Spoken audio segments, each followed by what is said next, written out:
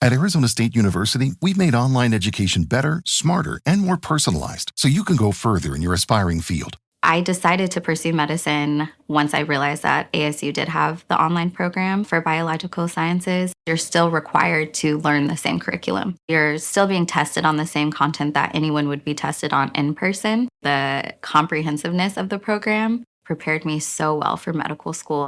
Explore over 300 programs at asuonline.asu.edu. Hi, I'm Richard Karn, and you may have seen me on TV talking about the world's #1 expandable garden hose. Well, the brand new Pocket Hose Copperhead with Pocket Pivot is here, and it's a total game changer. Old-fashioned hoses get kinks and creases at the spigot, but the Copperhead's Pocket Pivot swivels 360 degrees for full water flow and freedom to water with ease all around your home. When you're all done, this rust-proof anti-burst hose shrinks back down to pocket size for effortless handling and tidy storage. Plus, your super light and ultra-durable Pocket Hose Copperhead is backed with a 10-year warranty. What could be better than that? I'll tell you what, an exciting exclusive offer just for you. For a limited time, you can get a free Pocket Pivot and their 10-pattern sprayer with the purchase of any size Copperhead hose. Just text WATER to 64,000. That's WATER to 64,000 for your 2 free gifts with purchase. WATER to 64,000. By texting 64,000, you agree to receive recurring automated marketing messages from Pocket Hose. Message and data rates may apply. No purchase required. Terms apply. Available at pockethose.com/terms.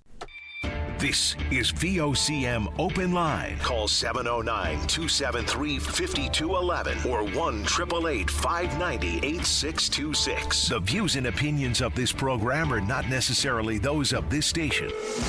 The biggest conversation in Newfoundland and Labrador starts now. Here's VOCM Open Line host Paddy Daly. Well, all right, and good morning to you. Thank you so much for tuning into the program. It's Thursday, June the 19th. This is Open Line. I'm your host, Paddy Daly. David Williams, sitting in the producer's chair. You will be speaking with David. When you pick up the phone to give us a shout to get in the queue to get on the air, the topic up to you. If you're in the St. John's metro region, the number to dial is 709-273-5211.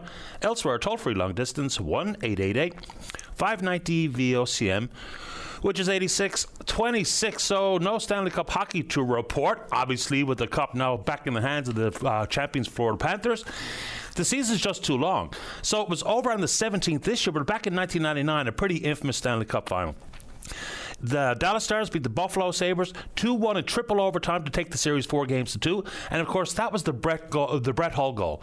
So all that season, if you had to tip your skate blade in the crease, no goal. He had his full foot in there, and the goal counted. People freaked out. That was, of course, the 19th, 1999. All right, what do I got here? Oh, the PWHL draft is next week. I saw this morning that Toronto has extended Maggie Connors for another year. So, of course, she's from St. John's.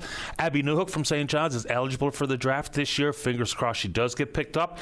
I think there's something like 148 players eligible, but only some in the neighborhood, around 50 or 60 or something, get drafted. So, fingers crossed for Abby.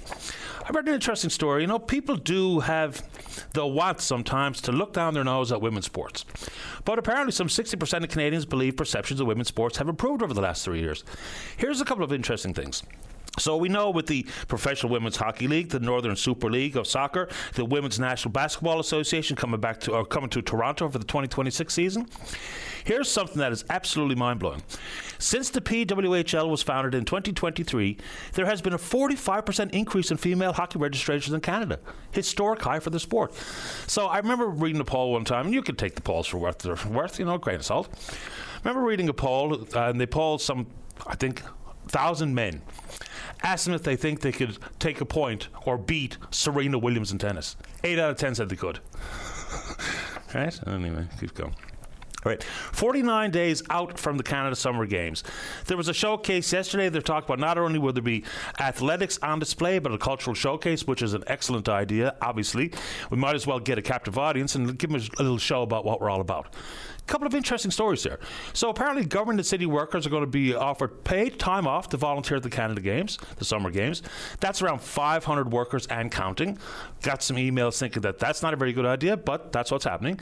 Secondly, I've been told now by several people that volunteers and officials, after the sports that they're working with or volunteering at, once that's over, they have to get off the site. They can't watch any other games. They got to pay. And even for the athletes and the volunteers and officials, if they're not involved, say, in the medal rounds, and they want to go see some of the games, after they've played in the games and volunteered at the games and officiated at the games, they also have to pay. Seems a little bit heavy-handed to me after the effort that they're going to have to put in on both aforementioned, but there you go. Let's take it on. This one here, I didn't really know if it was going to be a big deal in some people's minds, but it's the landmark sign that has been approved by St. John City Council with a price tag of $85,000.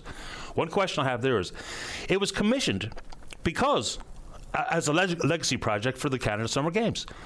Was all that $85,000 city money? I don't know, but people are wondering whether or not this is a meaningful spend. All right. So the landmark sign is simply going to say St. John's, right? It's going to be 6 feet high, 38 feet wide. It's going to be lit up. Some of the concerns people are telling me is about price tag and also location. It's going to be in Bannerman Park. So Councillor Greg Noseworthy says, there was a lot of debate. Maybe Signal Hill was a good spot, but of course that's federal land. Not to say that we probably couldn't have struck a deal with Parks Canada to put the sign up there. And then they talk about George Street, and there's a lot of privately owned property down there. The harbour, which would have been a popular decision, but of course commercial operations. I'm not sure there's a real appropriate spot for that sign.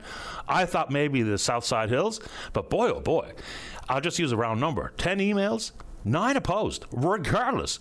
Cost, location, whatever the case may be. But the landmark sign, and these are right across the country in major cities. Just about everywhere you go, you'll see one of these landmark signs.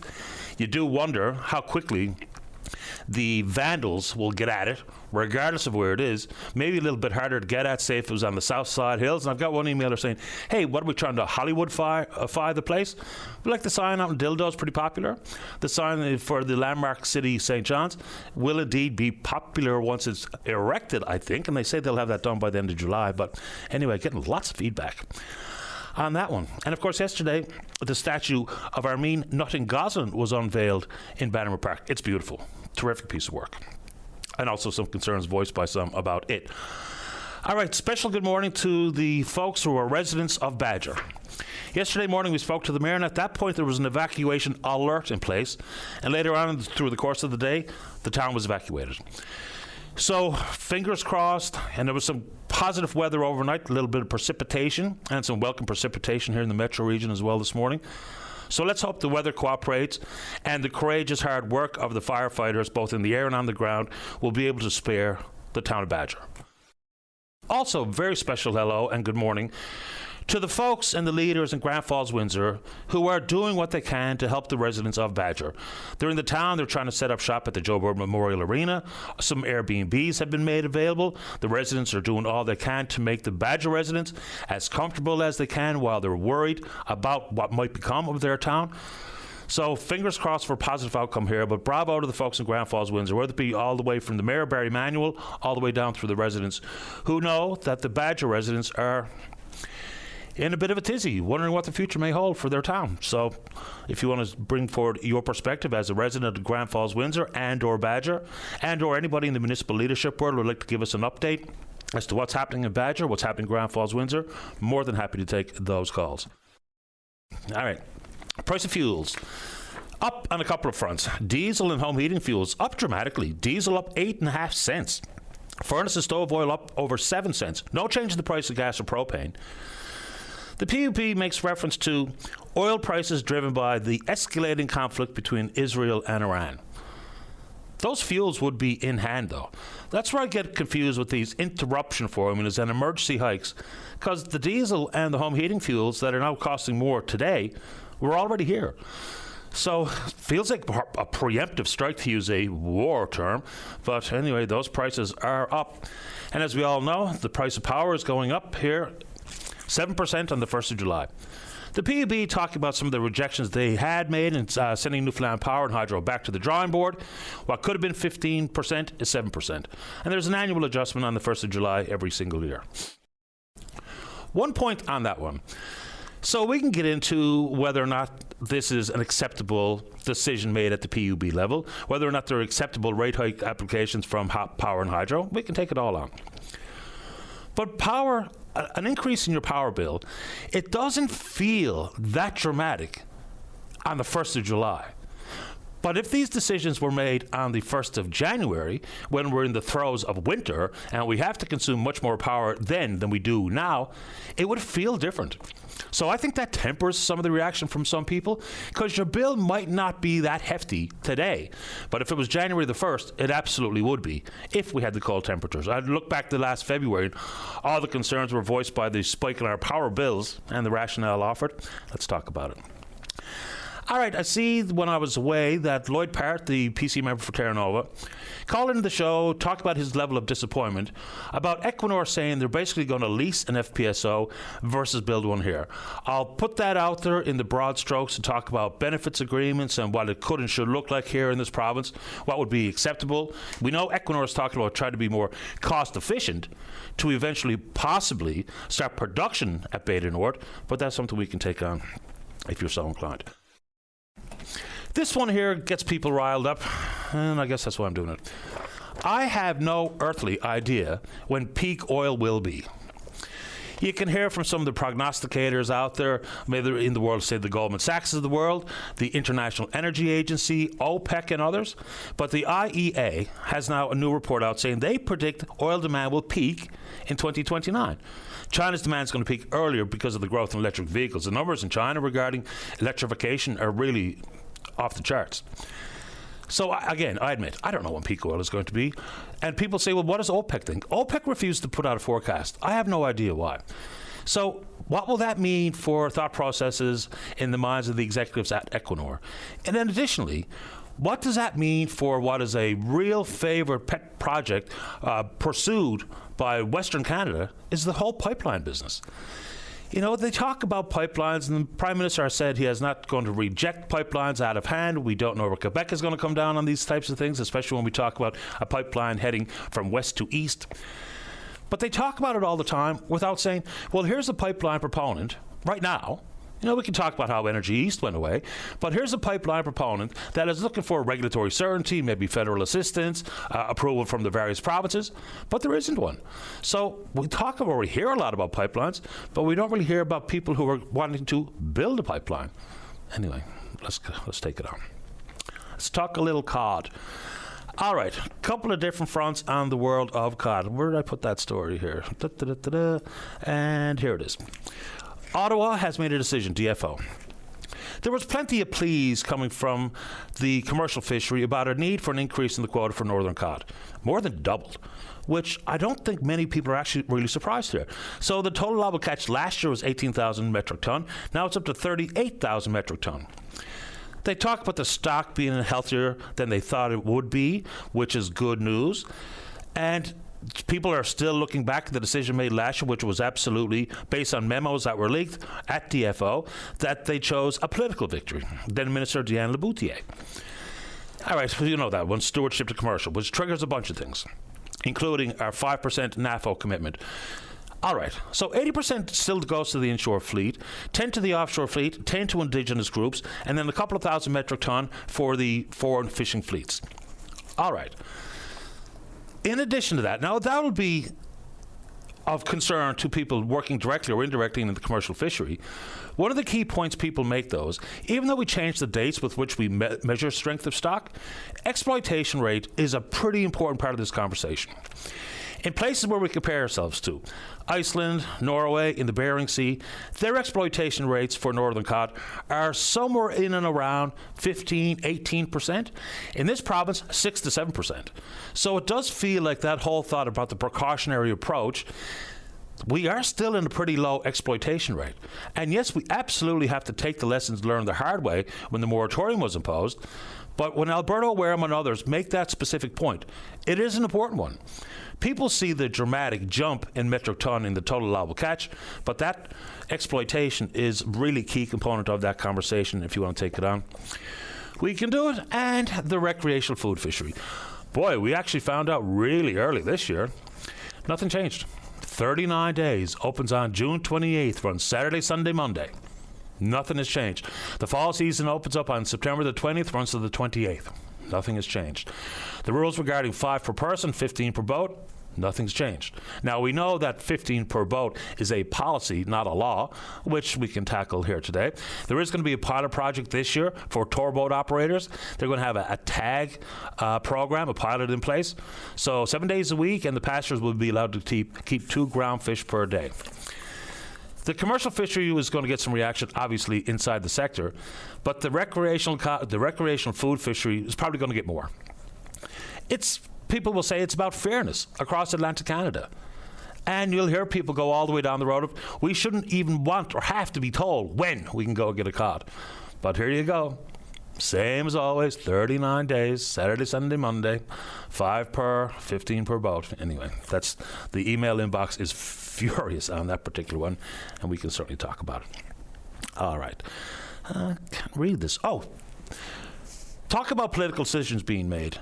When we looked at the sugar tax, when it was first imposed, it was all about encouraging people to make quote-unquote healthier options when they buy a sugary sweetened drink. The government had their own forecasted numbers, and they exceeded it.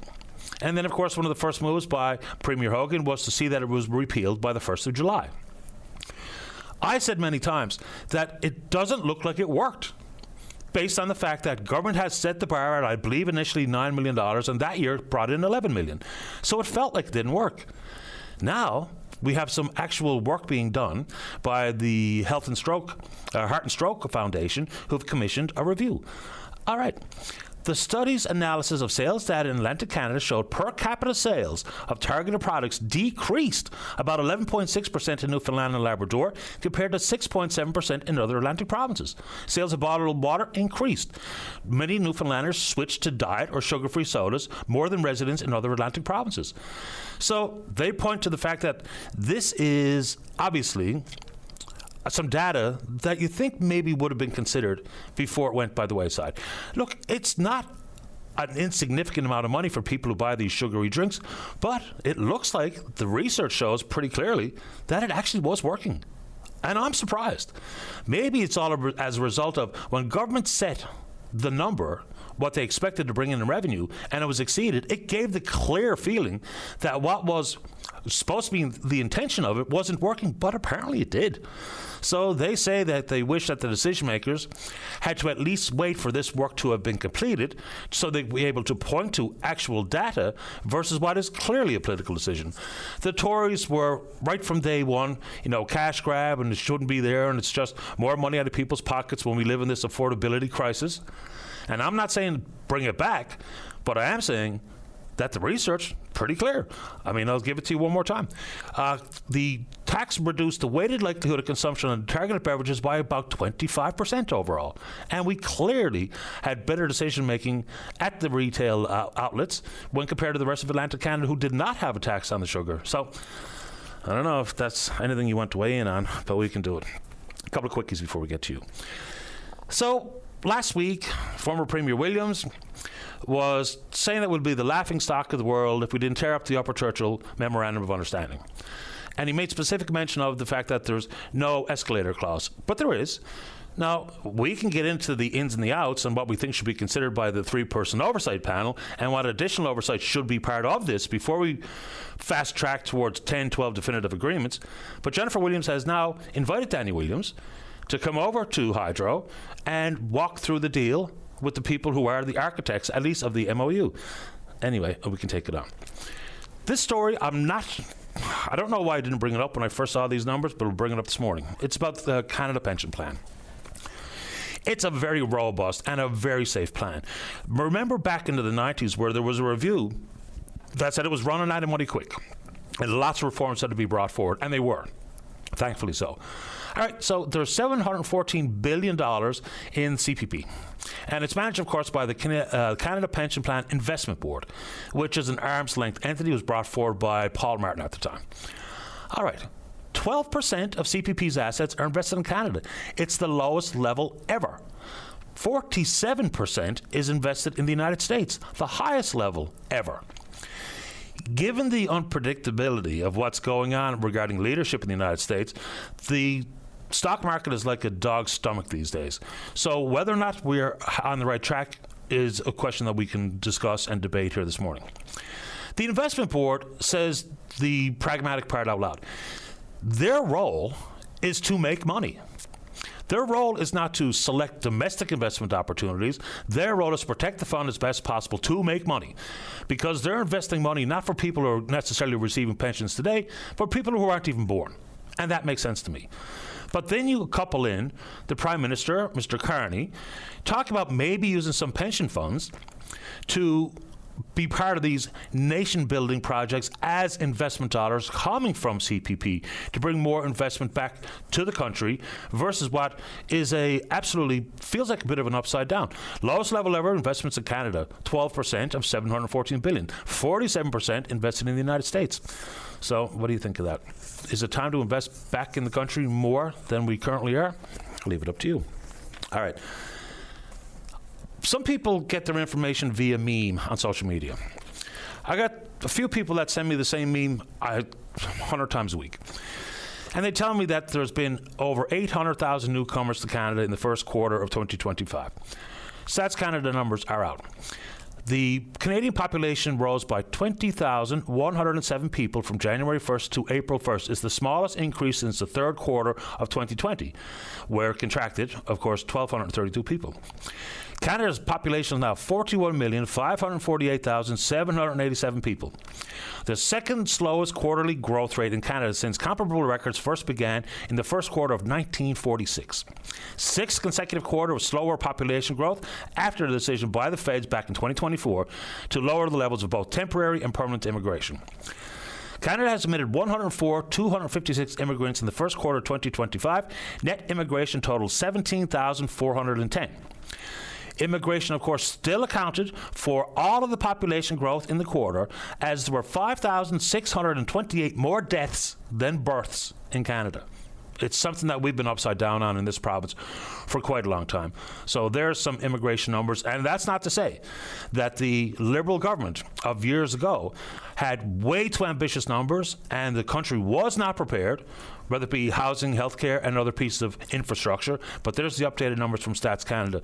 So thank you for the meme saying it's over 800,000, but the numbers don't reflect that.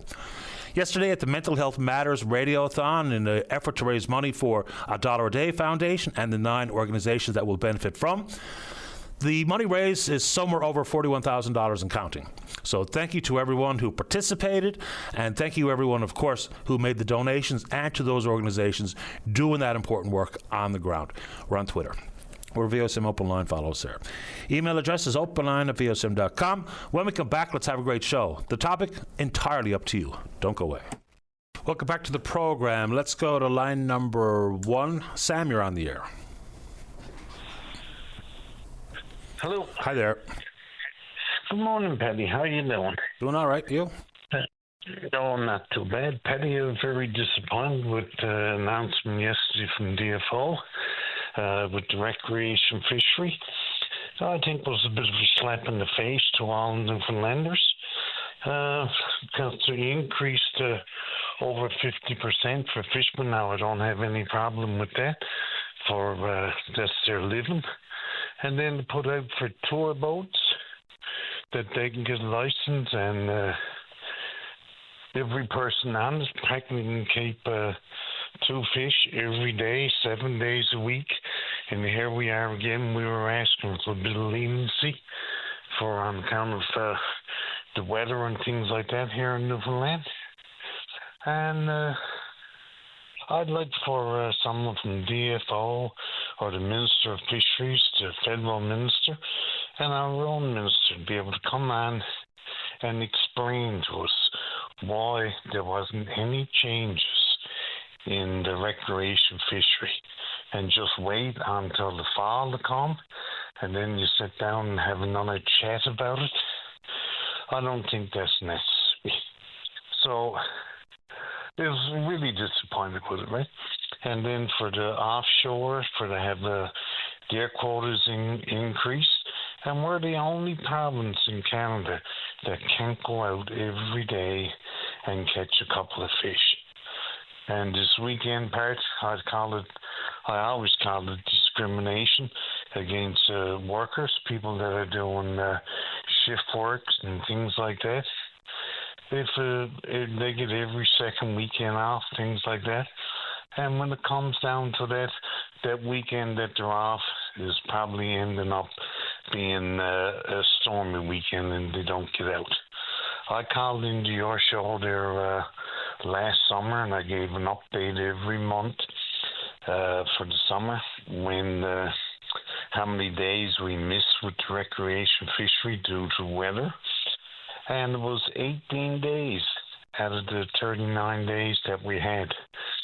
So I don't see much difference in this coming again this summer, because unless you want to go taking chances and try to go out when there's the weather is not suitable to some boats. I know there is people that do take chances going out because they figure it's their only weekend that they can get out. And I don't know, I'm just flabbergasted with it right now. And especially, like I say, we got our foreign fishery just off our shores. They got an increase. And we here in Newfoundland get the same old thing back again. Saturday, Sunday, and Monday. I think it's a really slap in the face for us. I'm sure you're not alone in feeling like that. The quota for foreign fleets, that's something that's been negotiated and has a hard cap on it. And that's a NAFO agreement that was struck sometime in the early or mid-90s. So people talk about what's the possibility for there to be more and more foreign activity. Well, unless there's a renegotiated deal, which you can't imagine Canada will do, we certainly hope that the country won't do it, is that hard cap at 5% is what it is. And it's not going to exceed that. So. Yes, I understand that part. I know that's their petty, right? But when we look at it, we're here in our own waters and everything like that, and we can't go out every day like every other province. No, Newfoundland is treated totally different from anywhere else in Canada. Yeah, I don't think it's not a free-for-all everywhere else, but we certainly don't have the same access that they do in even just other parts of Atlantic Canada or Quebec. My question for the Minister would be, if we see that the department has said that the strength of stock is very healthy, maybe healthier than we thought it would be, and you could increase the total allowable catch for northern cod for the commercial harvesters more than double, but can't expand the recreational food fishery one iota, there's a disconnect there that I think we could indeed, we should get an answer to. We deserve one anyway. Absolutely, because I attend every meeting that comes up that there's any talks about the recreation fishery, and I remember being in on the Capitol Hotel there on Kenmount Road, and the scientist there from DFO that night was telling us the recreation fishery only takes 1% off 1%. That's what they figured that the recreation fishery was taken. So if the fishery can't take that 1% of 1%, I don't think there should be any increases anywhere if we're going to make such a difference to the fishery, in which I do not believe that part at all. Here's what gets me in trouble every single time is the fact of the matter is we do not know how much fish is taken, how many cod are taken in the recreational food fishery, but it would be interesting to know, because it would, I think, give a bit more power to advocates for expanding the food fishery if we had some numbers. So I know people hate the sound of a tag or hate the sound of a logbook, but just think about it down the road. If we could prove that when compared to the commercial total allowable catch, here's how much came out in the recreational food fishery, and if it turned out to be 1% to 1%, then that would give people a little bit more data and a little bit more firepower in trying to advocate for an expansion for the non-commercial harvester or angler or whatever the right word is. Sam, I understand your frustration, and I appreciate your time this morning. Anything else quick before I have to go? No, I'd just like to say thanks to Barry for all the hard work that he's putting into this and trying to help everybody out with it. And thank you for taking my call today. Anytime, Sam. Stay in touch. Thanks. Bye. You're welcome. Bye-bye. All right. Just a funny one. So I don't know if you're a Blue Jays fan. I am. So Max Scherzer, of course, future Hall of Famer. He's been on the injured list for quite a long time. He had a AAA start playing down at Worcester, Massachusetts, against the Worcester Red Sox. And their tweet is fantastic. They say, so honored to have promising Blue Jays prospect Max Scherzer come through Polar Park tonight. We see big things in your future. Pretty good. Let's take a break. We talk about the fact that the wildfires in Badger and the evacuation, and bravo to the folks at Grand Falls, Windsor for doing what they can. So that's in the queue. And then we're also going to talk about the pilot program for tour boat operators and the tag system they're going to use for their guests to allow them to retain 2 cod per day. That's going to be operational 7 days a week. And then Keith Sullivan with the Aquaculture Industry Association talking about that ASF, Atlantic Salmon Federation film, and what they consider mis- or disinformation. Don't go away. Hi, I'm Richard Karn, and you may have seen me on TV talking about the world's #1 expandable garden hose. Well, the brand new Pocket Hose Copperhead with Pocket Pivot is here, and it's a total game changer. Old-fashioned hoses get kinks and creases at the spigot, but the Copperhead's Pocket Pivot swivels 360 degrees for full water flow and freedom to water with ease all around your home. When you're all done, this rust-proof anti-burst hose shrinks back down to pocket size for effortless handling and tidy storage. Plus, your super light and ultra-durable Pocket Hose Copperhead is backed with a 10-year warranty. What could be better than that? I'll tell you what, an exciting exclusive offer just for you. For a limited time, you can get a free Pocket Pivot and their 10-pattern sprayer with the purchase of any size Copperhead hose. Just text WATER to 64,000. That's WATER to 64,000 for your 2 free gifts with purchase. WATER to 64,000. By texting 64,000, you agree to receive recurring automated marketing messages from Pocket Hose. Message and data rates may apply. No purchase required. Terms apply. Available at pockethose.com/terms. Welcome back to the program. Let's go to line number 2. Say good morning to the owner-operator out of Gatherall's Whale Watching. That's Mike Gatherall. Morning, Mike. You're on the air. Oh, good morning, Paddy. How are you doing this morning? Best kind today, thank you. How about you? Oh, wonderful. Getting a little bit of much-needed rain. We love sunshine. I think we certainly need a bit of rain, so that's welcome today. Absolutely right, and I'm glad to know there's a bit of precipitation out around Badger, but even in this neck of the woods, we need a bit of rain, plain and simple. We do. Everybody needs a bit of rain. Yeah, 100%. So, Mike, here we go. Pilot program for you tour boat operators. For your guests, a tag system that allows them to retain a couple of fish a day. What do you make of that? Is that a good plan? Did it go far enough? Actually, to be perfectly honest about it, the recreational fishery as part of our business, and I think for a number, especially for the larger tour boat operators, generally speaking, I don't think it's a big part of their business, and perhaps a little bit of an understanding as to why it would be, I guess, necessary for people in that regard. We deal with quite a variety of people that step aboard the boat, and some of these people are very much into animal rights, and pulling up a fish over the side of the boat does not always bode well for them, shall we say. So we've actually shied away from the recreational fishery for many, many years. We do get occasional calls for it, and people ask about cod jigging, and we're more than happy to direct them towards some of the operators, the smaller ones in particular, who do specialize in that regard.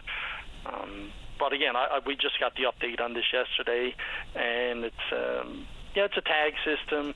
It's 2 fish per passenger per day, 7 days a week. But again, I don't think you're going to see a lot of the large tour boats, especially at that. That's really interesting, and I'm a little bit surprised. You would think that maybe going to a different place with a different culture and different traditions, that would be something many people would like to explore. But I guess if you're in the world of animal rights and animal rights protections, maybe they're the furthest thing from interested in it. That said, I wonder, inside this pilot program, what I'll be interested to know is exactly how many tags were used. Because if and when it's far less or far fewer than what the federal government thinks, what that might mean for influencing decisions for the rest of the recreational food fishery next year. So I'm a little bit surprised, but hey, you're the person with the boots on the deck. Yeah, we can certainly apply for the tags. We may do that for the latter part of our season. We find that in our particular operation, it really breaks down along age demographics in particular.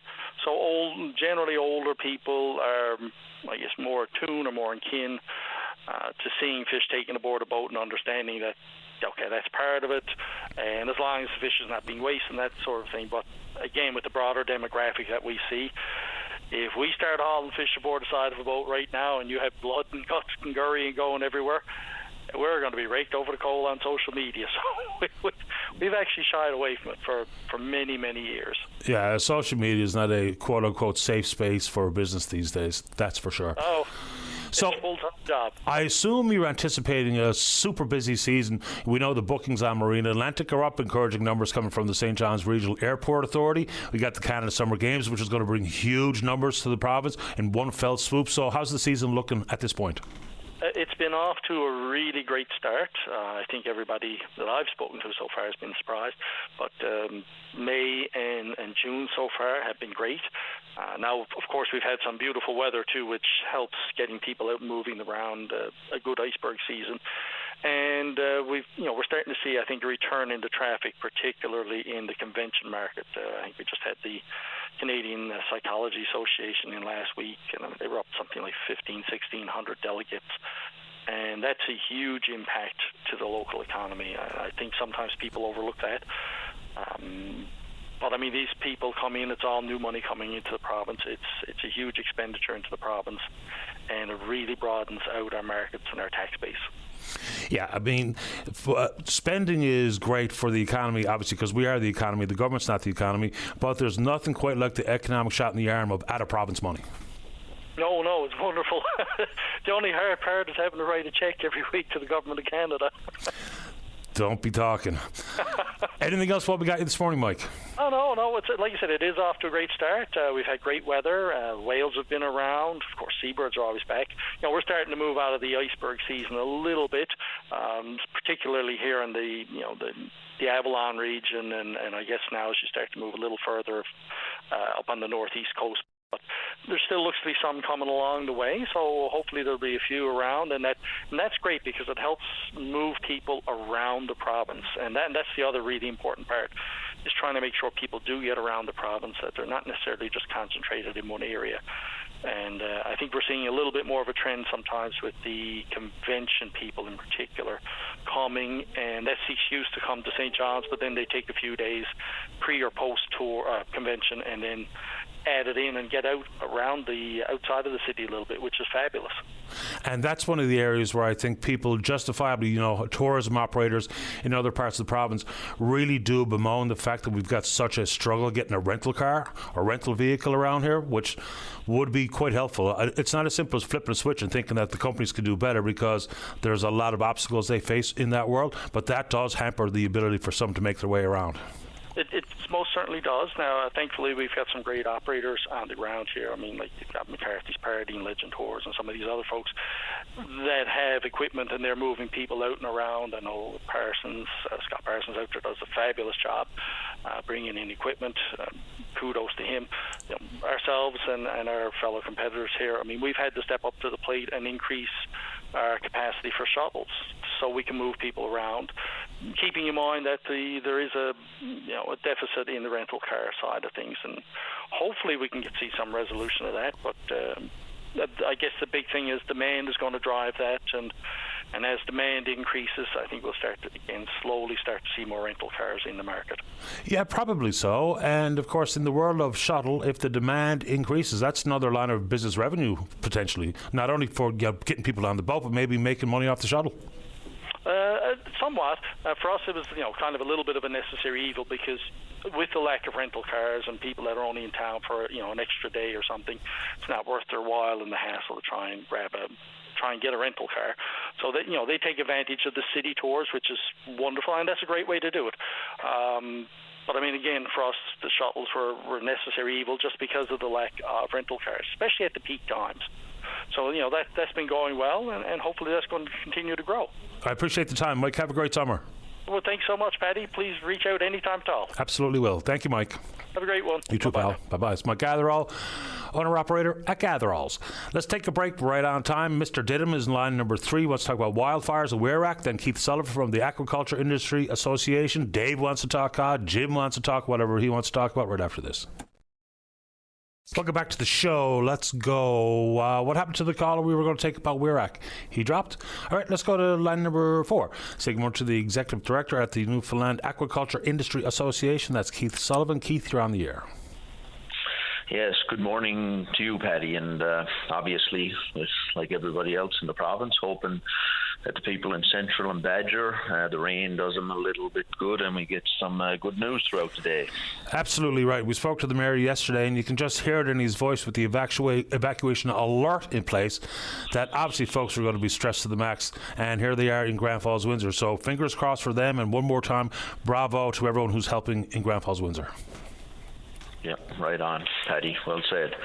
To move on to the topic on my mind this morning, I think it was unfortunate again, and we did put out a release, Naya, this week, talking about the Atlantic Salmon Federation's current campaign. They've launched a website, and really it's an example of, uninformed misinformation, disinformation. So it's not just even targeting aquaculture workers and communities, it's targeting regulatory bodies, government agencies responsible for protecting health and wellness in the province and throughout Canada. And really, it's just a real attack on the sustainable way of life in coastal Newfoundland and Labrador.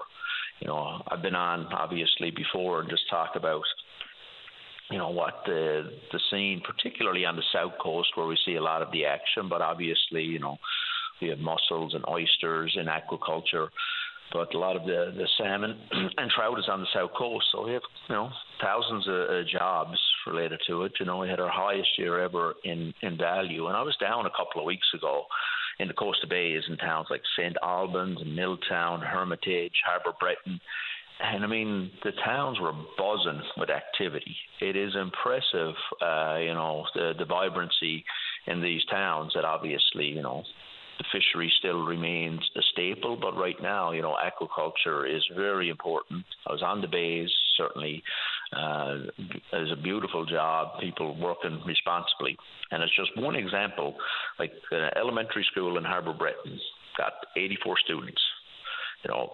More than half of them have parents employed in salmon farming, and some have both parents in the industry. So, I mean, it just gives an idea of what it's bringing to the table. So, when you get misinformation about it, it really hurts everybody. That said, obviously your members would be disgruntled and want you to do what you're doing this morning. But there's plenty of examples where industries think that they've been unfairly attacked with mis or disinformation that they consider legal recourse. Is that something that's on the table? Well, it's always, definitely always a consideration, because I think of some of the things in the campaign by the Atlantic Salmon Federation. I mean, certainly getting funded from, millions of dollars from America and other places, but the Atlantic Salmon Federation on their website are suggesting that eating farm salmon may increase one's risk of cancer and autism and other diseases. I mean, it is simply false and irresponsible. This is just an example of the extremes they're going to. This is irresponsible. And just to put it in perspective for people, we went to the Health Canada site and say, Health Canada has determined Canadians are not exposed to PCBs in foods at levels that pose a health risk, and that there's no specific advice regarding fish consumption and PCB exposure. Health Canada and CFIA completed a survey on farmed and wild fish, analysed large number of samples. Results showed that eating salmon from the commercial food supply, whether it was farmed or wild, does not pose health risk to consumers. So they did these studies on all of our animals. So it's just, there has to be some repercussions to groups who lead people to believe this. I mean, they claim to be a charitable organization, take all this money, basically tax breaks from Canadians, and then use it to attack people in the communities and that. So it's really disappointing, to say the least, that this is what we're dealing with here in the province this week. Have you had direct communications with the Atlantic Salmon Federation? We have not. No, I have not had the direct communication. Hopefully, I'll be seeing people in the next couple of weeks. I know they've they're travelling the province and I think presenting some information. So we'd certainly, I know predecessors and other groups have continually, and I know like Minister Byrne, for example, asked them to sign on to a declaration to support additional work on salmon in the province, and I know that, to my knowledge, they refused to sign on to that declaration. But I could be corrected. So I mean, if we're coming to Newfoundland and we want to talk to people, I mean, they should go to those towns. I mean, I was there. I spoke with mayors and leadership in places like Belorem and Harbour Breton and Hermitage and St. Albans, and certainly talk about all the positives. And if there's things that companies can do to improve and make life better there, I see that there's a real commitment to do that. It's already highly regulated, but I know that they're committed to long-term and sustainable aquaculture in those towns. And, certainly we can always talk about that. Absolutely. And we're happy to reach out to the ASF as well to see what they have to say about what you think of what you've offered here this morning. Anything else this morning, Keith? No, I just think, like you mentioned about on an earlier call, about the impacts on social media and what misinformation can do these days. I think there's options to go where you can kind of spot this misinformation, guides on federal government websites. Certainly invite people to visit naya.ca to find out more about the aquaculture in the province. And I would say, people in Newfoundland and Labrador have seen international activists come in here before, attack livelihoods. But, I have a lot of confidence that, people certainly see through that and know better, certainly these days. And this is not about this specific topic this morning, but with the growth in social media in particular, and we know this to be true, a lie is heard all the way around the world before the truth gets out of bed. And that has become extremely problematic when it comes to public discourse, whether it be about politics or policy or almost anything under the sun. Keith, appreciate the time. Thanks a lot. As always, Paddy, great to speak with you. My pleasure. Take good care. Bye-bye. That's Keith Sullivan, the Executive Director at the Newfoundland Aquaculture Industry Association. Let's go to line number 1. Dave, you're on the air. Yeah, good morning, Mr. Daly, sir. Morning. First time calling in. I'm just listening to your callers, and it's interesting that we're getting a good cross-section of the population here with regard to aquaculture, for example, recreational cod fisheries, and that sort of thing.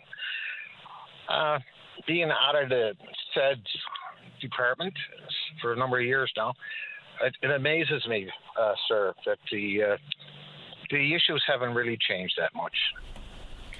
I really feel that, in my opinion anyway, and I'd love to hear you on this, sir, Mr. Daly, how you feel about it, but what I feel is that the biggest problem with Newfoundland and our fishery, whether it be aquaculture, whether it be offshore, commercial fishing, provincial, I've worked at the Fed level, the provincial, and the private.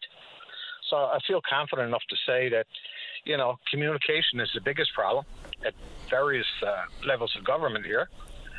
And aside from that is information. I think we're well informed as to what's going on, but actually being heard in the right alleys and avenues, that's a big problem. And there, like you said earlier, sir, the social media can break things down and confuse people, but having said that, we need to get through to the Fed and the provincial governments, I think.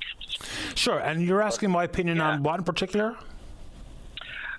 Your opinion on what Newfoundland needs with regard to, we'll say, the cod fishery, for example. Is there a problem with image, or is it accessibility, sir? What is it in your opinion? Because it's your show, and you can reach out to the people, and I'd love to hear what you got to say about it. I really would. Well, some of it is political clout. I'd start with that. Okay. You know, right. When you look at the big scheme of things and the 342 seats in Parliament and occupied by 7 Newfoundlanders and Labradorians, it really does put us on the back foot. Secondly, inside the world of the fishery, is we're also really dependent on the federal government to manage the fishery from Kent Street in Ottawa while we sit here on the shore. So there's not enough say in the hands of provincial entities, which could possibly be problematic as well for this reason. If the province, say, for instance, had full custodial management, then we would also be subject to political decisions to influence elections. Like, you can predict that there'd be an increase in quotas every election year on every species, possibly. So there's a risk there, but we need more say at the table. So 2, political clout, we need more say, and then the way things are communicated is absolutely 100% broken, as I think you rightfully point out. Yeah, fair enough, Mr. Daly. I respect what you're saying, and one thing I learned when I was with the Federal Fisheries Department is that we were always told that if policy is made at the federal level, it's always transferred to the provincial. So the province acts on behalf of the federal. Not most people don't know that. Just a correction in your assumptions there earlier, sir. Well, no, there's federal and responsible. There's different federal and provincial responsibilities. Yes, they're not joint. No, absolutely not. I don't think I said that. No. What I think you said, now correct me, but you said at the federal level policies are made. But most 99% Newfoundlanders don't realize that the fact that when these policies are made, they're implemented into the provincial fisheries department and passed on. Oh, absolutely. So the image, right? Oh, I understand that. But let's just say, for instance, total allowable catch. That is 100% set by DFO. And then, of course, issues regarding licensing for the processing sector, those types of things are provincial responsibility and authority. Yes, I know that much. Yes. Okay. You certainly do. I mean, yes, but most people don't realize that what's coming through the pipe at the provincial level is either made at the province's level or made at the federal level. It's hard to distinguish either one. And for that reason, we're back to communication again and accessibility. I mean, it's been a problem for years and years, and it still is, obviously. And the same problems that persisted last year persist this year. Same old. Yes. Buddy up systems that we're not allowed to utilize. How we deal with bycatch. I mean, just some of these things that if we, amend the Fisheries Act to say that adjacency would be the guiding principle for decisions made regarding the Newfoundland, Labrador inshore fishery would change things dramatically. Because if that would be the key focus and the key policy driver, adjacency, then we'd probably make better decisions. And would offer a better understanding of what it means for the inshore fleet in particular in this province, I think, anyway. Yeah, I agree. I mean, it's one thing to have adjacency and equilateral type of say in our own resources, but it's another thing to be heard, like I said earlier, at the federal level, the provincial level. And, I mean, yes, buddy-up systems and that all occurs. I mean, it's nice to hear about the recreational fishery here and the aquaculture systems. That's all great. But we're not getting the message through, Mr. Daly, to the feds where the policies are being made and being passed on, whether it be through the province or directly. So, again, what are we going to do? Is it a problem of perception of the fishery at the federal level? Or is it a problem of, we need more accessibility. There's a lot to that, because then you have the implications of how people suggest that the fishery has been used as a diplomatic trading tool over the years, and there's some truth to that as well. Dave, I really appreciate making time. I'm a bit late for the news, but you're welcome to call back anytime. Buddy. No problem. No, I appreciate your insight on it, and your honesty, and we'll see how it goes, but I'm sure that things will hang in there and get better, hopefully. Fingers crossed. Thanks a lot, Dave.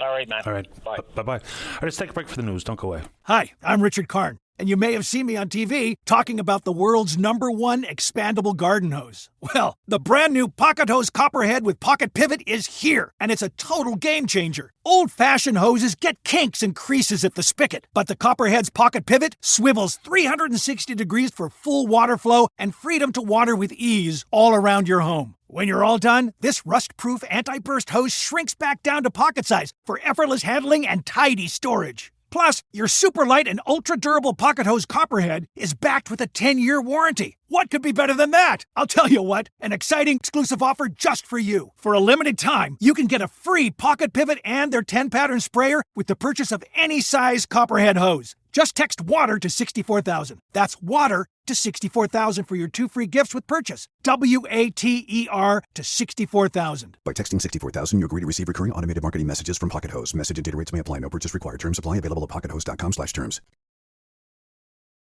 Welcome back to the show. Let's go to line number 4. Good morning, Mr. Didham. You're on the air. Good morning, Paddy. How are you? Doing okay. How about you? Good, boy. Sure. Paddy, I'm just calling about the fires in central Newfoundland. Pity the poor people. They must be terrified. And I think about the area here that needs to be cleaned up so this sort of thing can be half prevented anyway. But we got to start somewhere to clean it up. So why not start now? This, as you know, you've been in around Colony Pan, that the forest is in the state. It's ready to go up in flames. It's kindling there on the ground everywhere. And, I can just imagine if a fire starts there, what's going to go on in Deer Park and Vinland Road. What kind of a panic? Can you imagine what can be going on there? People trying to get out of there. I was in Hawaii, and that for a couple of weeks, and I stayed in the town that burned down. Now, as you know, there's deciduous trees there. They have leaves on them, not like our forest. That traveled at 60 miles an hour. I mean, it was flying 60 miles. How can you outrun that? How fast would this fire going? And you got people running from it. I mean, it's ridiculous. And if they changed the rules on this, WEROC has changed the rules on this area, calling it out ecologically sensitive area, which means the rules have changed. And that man that called you last week about the hunting and fishing and everything being curtailed, that's going to happen. Once the law is made, then you bring in amendments to the law, like they did with Frank Morrison and the other man. So you changed the rules to bring in amendments. The cabins got to go. Okay, so you're going to lose your cabins and so on. And we're going to lose all our rights to the recreational. Only good recreational area we have left is in around Colony, in around that area, the Colony watershed. And it's surrounded by communities like Ocean Pond and Middle Gold Pond and Mars and Vickers Junction. All those areas are in danger. My God, if it is going to go up in flames, because I know the conditions. And I'm going to explain that to you in a minute. I was a fishery officer, as you know. I was responsible for the conservation and protection of Salmon River, Colony River, North Harbour River, Little Salmon River, and Big Barraswell River, as well as St. Mary's Bay commercial fishery. I had 14 guardians on the rivers. We had 6 or 8 cabins I had to maintain and look after. Well, the government paid for it, of course. Anyways, Teddy, I'm very familiar with that. I walked the area, I fished the area, I hunted the area, I trapped the area, and my brothers and myself, we operated a mill at the Ripple Pond and at Colony Pond for a while. We more or less gutted out what Sims left. If you wanted 100 logs now to go build a shed or something like that, you'd be hard-pressed to find 100 logs between Colony and Ripple Pond. And there was hundreds of thousands put out of it. But the forests were never maintained, never were looked after. Unlike New Brunswick, Nova Scotia, PEI, they rarely have forest fires. I wonder why Mary Pratt said to me, I wish Christopher would get them in from Mount Carmel to come up and take care of the god-awful, dreadful-looking mess across the river. She was talking about the land that the NCC bought. I didn't realise it at the time when I started figuring out for sure. Mary Pratt came from New Brunswick. She was used to seeing forests that were maintained and looked after. No wonder why she said it. Anyway, I pity the poor people there in Badger. I know they're worried, and you would be. You'll lose your home. Now, is the government going to start paying up the bill on that one? If it happens, I hope it doesn't, Eddie. I really do. Well, me too. But we don't even know what the government's going to do regarding the Adams Cove fire and the houses that were lost there. So that's a fair question. Mr. Didham, when you talk about maintaining the forest, what specifically are you talking about? Well, when it was cut out, see, Paddy, all the people, all the men had, these people were from Conception Bay, Trinity Bay, and of course St. Mary's Bay. When the forest was cut, they cut it with buck saws and axes. So there was no clear cutting. They didn't know much about forest management then.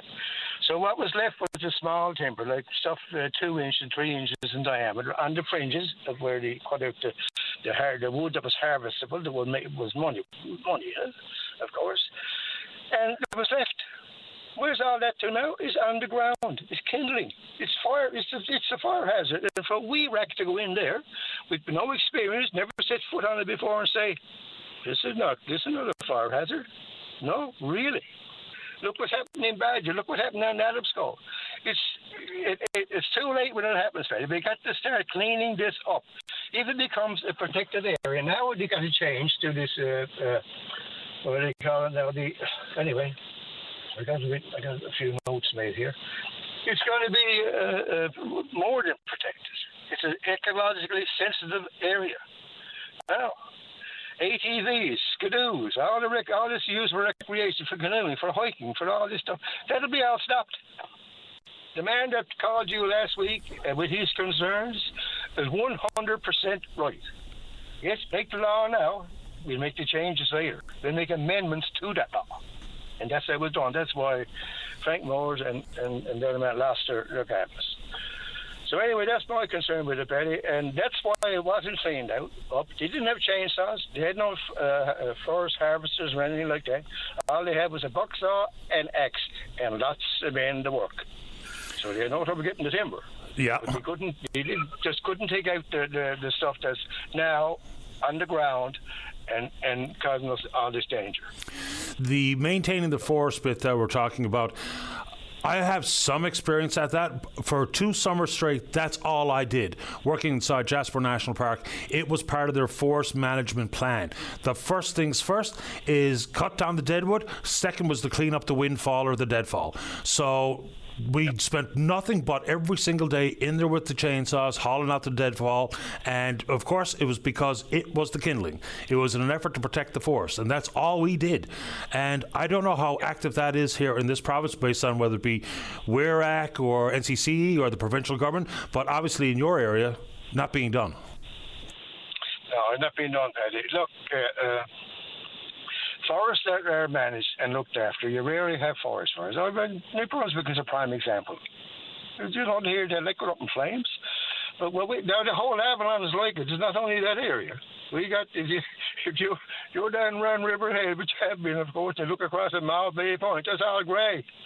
Everything is gone, insect infestation, and killed it all. And now there's a fire hazard. So we got it not only there, but the thing about this here, which is important, excuse me, once it becomes a protected area or ecologically sensitive, you cannot clean it up. You can't take a stick of wood.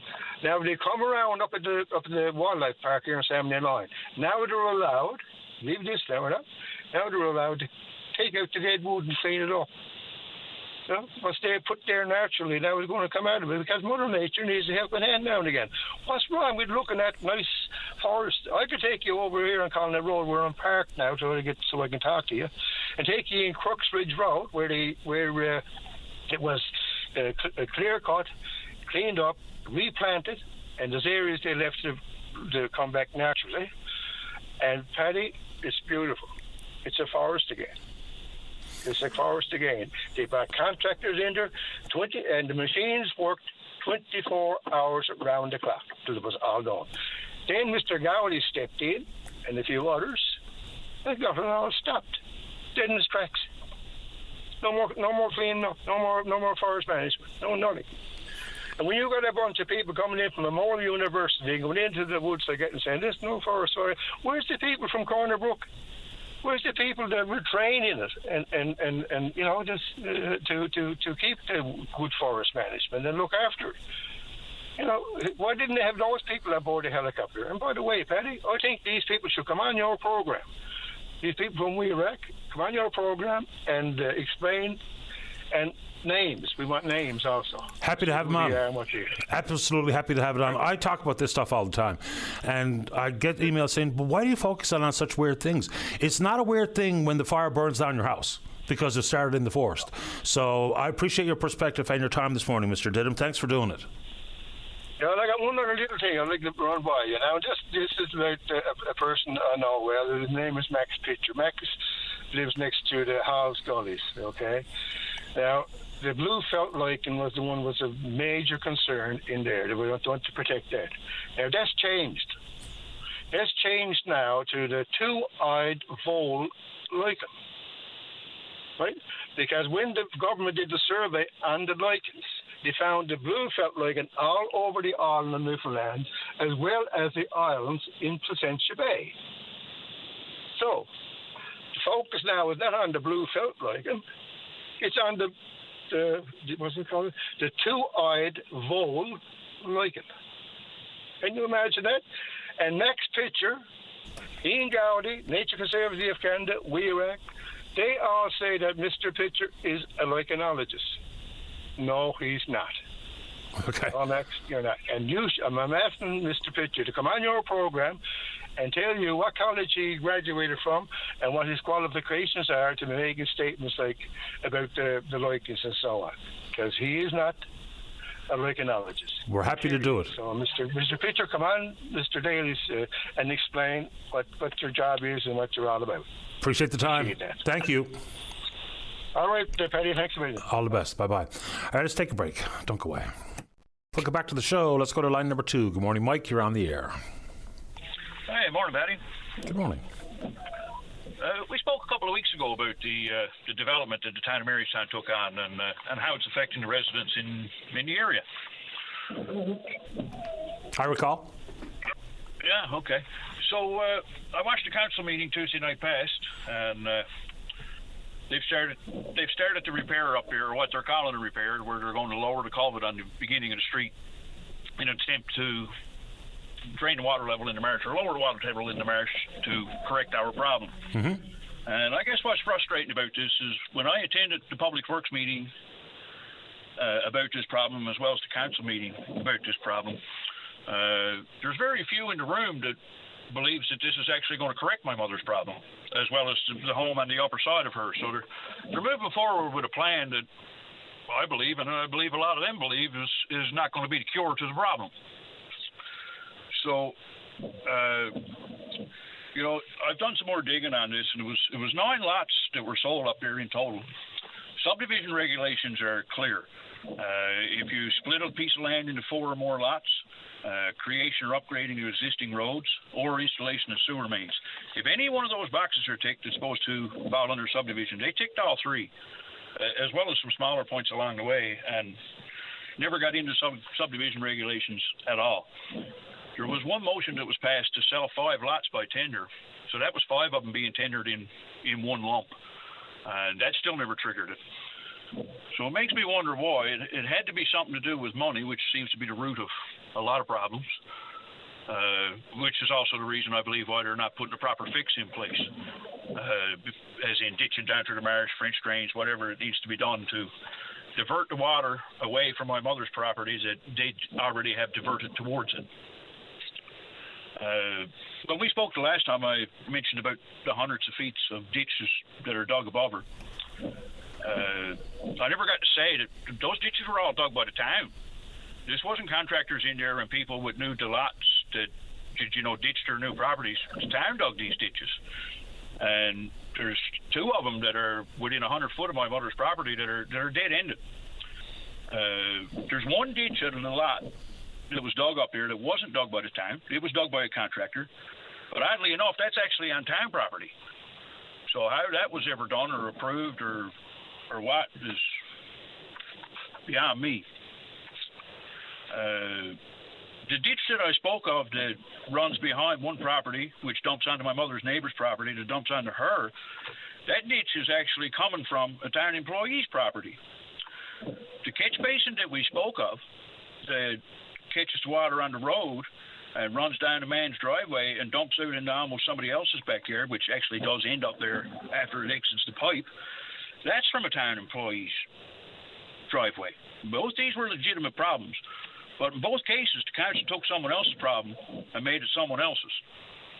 And Both of these problems are on the outskirts of the development he just did, and now the development as a whole has turned all its water in that direction. There's a lot going on up here that don't make sense. The two new lots up on the end that had sewer ran to them, the town ran sewer over to those lots. They went across the marsh, I'm going to say close on a couple of 100 feet. And there's different numbers floating around as to what was done, but there's talks of 250 loads of bog was dug out of that marsh and filled back in. All those homes that surround that on the other side, there's homes up here that's got $25,000 on their mortgage to get sewer across that marsh and get into the town sewer. But here, this town took it on themselves. Behind those same homes, there's two what I'm going to call drain sumps. They're round areas, like it's all just regular general fill that was filled back into the marsh, but on each side of that, there's two round, I'm going to call them drain sumps. That's what dear old Google tells me they look the closest to, that are filled up with round beach rock. And nobody really wants to talk about why they're there. When I asked about them in the Public Works meeting that I attended, I was told they were debris. I don't know what they are, but I do know that they're not debris.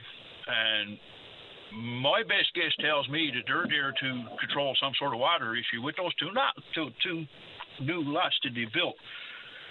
So I'm wondering what's the time they're doing remedial after the fact, after them lots were sold, because that's when the main work in the marsh was done. And if that's the case, why isn't the water from those lots running into them sumps that were put there firm, and why is it pointing down to somebody else? And, they're not being self-contained.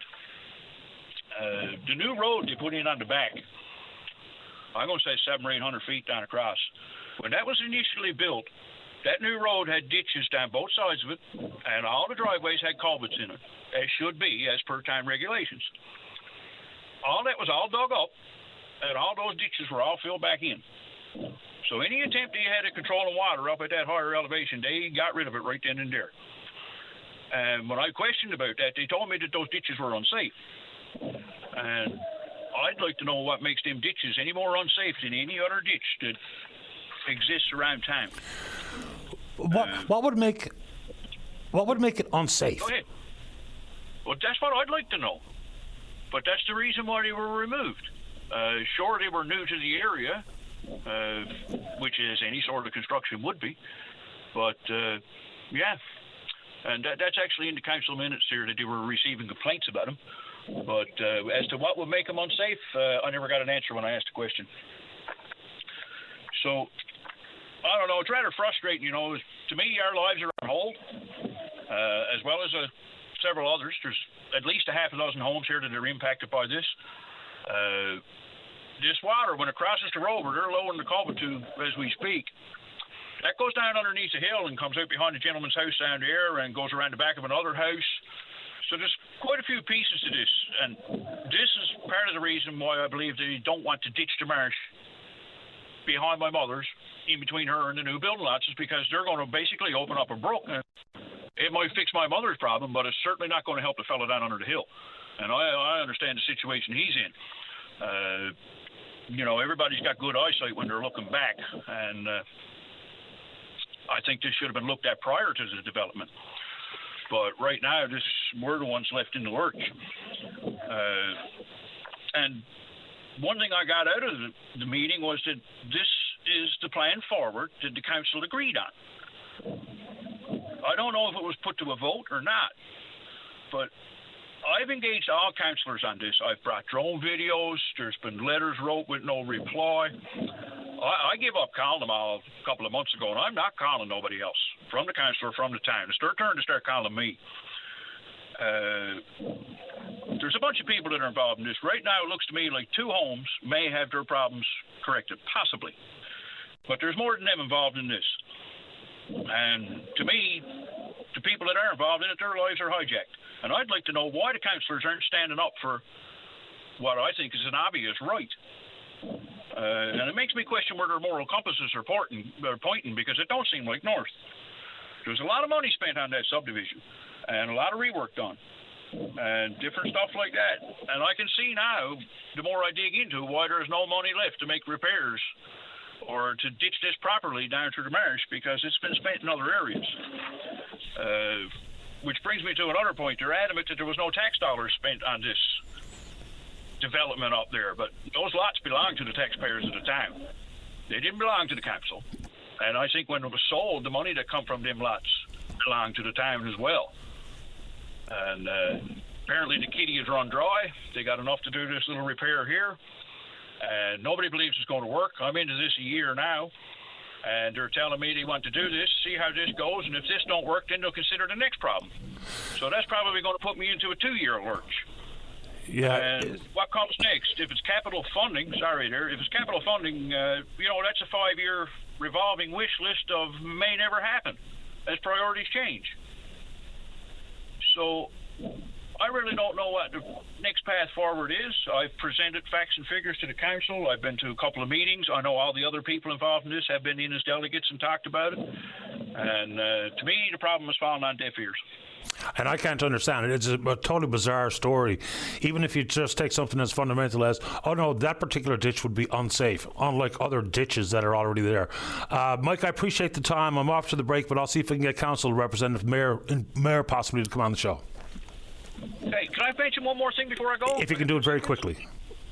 Okay, we got a new town manager, and I'd like to put out a challenge for him. And I'd like for him to put out a report prior to the election with enough time for the people of this town to digest it. And that was how much money went into Kitty from these lots. How much did they take in? And then how much went out? Water and sewer. What was took out of stock? How much was dug out of the marsh and that went in? There was a new road, 700-800 feet. Ditches to no ditches. Culverts were bought. There was contractors in there. There was a lot of engineering done. There was a lack of it, but there had to be a little bit of it. Fuel, dump trucks, excavators, loaders, man-hours, surveys, lawyers, remedial work. What funds were diverted from where? If the town of Marystown wants to play Monopoly with the taxpayers' money, they ought to put out a report and show them how that game went. And there must have been some sort of financial plan in the beginning that says that this was feasible. How did that compare to the final product? I'd like to know. It's a good question. I'm sure there's others that live in here you would like to know too. No doubt. I've got to get going, Mike, but I appreciate your time. All right, thank you. Take care. Bye-bye. All right, let's get that break. When we come back, we're talking social media. Don't go away. Hi, I'm Richard Karn, and you may have seen me on TV talking about the world's #1 expandable garden hose. Well, the brand new Pocket Hose Copperhead with Pocket Pivot is here, and it's a total game changer. Old-fashioned hoses get kinks and creases at the spigot, but the Copperhead's Pocket Pivot swivels 360 degrees for full water flow and freedom to water with ease all around your home. When you're all done, this rust-proof anti-burst hose shrinks back down to pocket size for effortless handling and tidy storage. Plus, your super light and ultra-durable Pocket Hose Copperhead is backed with a 10-year warranty. What could be better than that? I'll tell you what, an exciting exclusive offer just for you. For a limited time, you can get a free Pocket Pivot and their 10-pattern sprayer with the purchase of any size Copperhead hose. Just text WATER to 64,000. That's WATER to 64,000 for your 2 free gifts with purchase. WATER to 64,000. By texting 64,000, you agree to receive recurring automated marketing messages from Pocket Hose. Message and data rates may apply. No purchase required. Terms apply. Available at pockethose.com/terms. Welcome back. Let's go to line number 3. Taking more to mindfulness instructor Andrew Safer. Good morning, Andrew. You're on the air. Thank you. So I'm going to be offering a workshop next Tuesday. It's called The Bigger Game. This is the third one in a 3-part series. And we've been looking at fake news and disinformation. It seems like you can't go online anymore without encountering this. And so there are some ways that mindfulness can help us deal with fake news and disinformation. I'll be introducing the fundamental mindfulness practice as well as a pausing practice that can help us take a mental step back and regroup, disentangle ourselves from what we've been looking at, and re-engage with a fresh mind. So it's next Tuesday at 4:30 for an hour, and you could find out more and get more details at safermindfulness.com.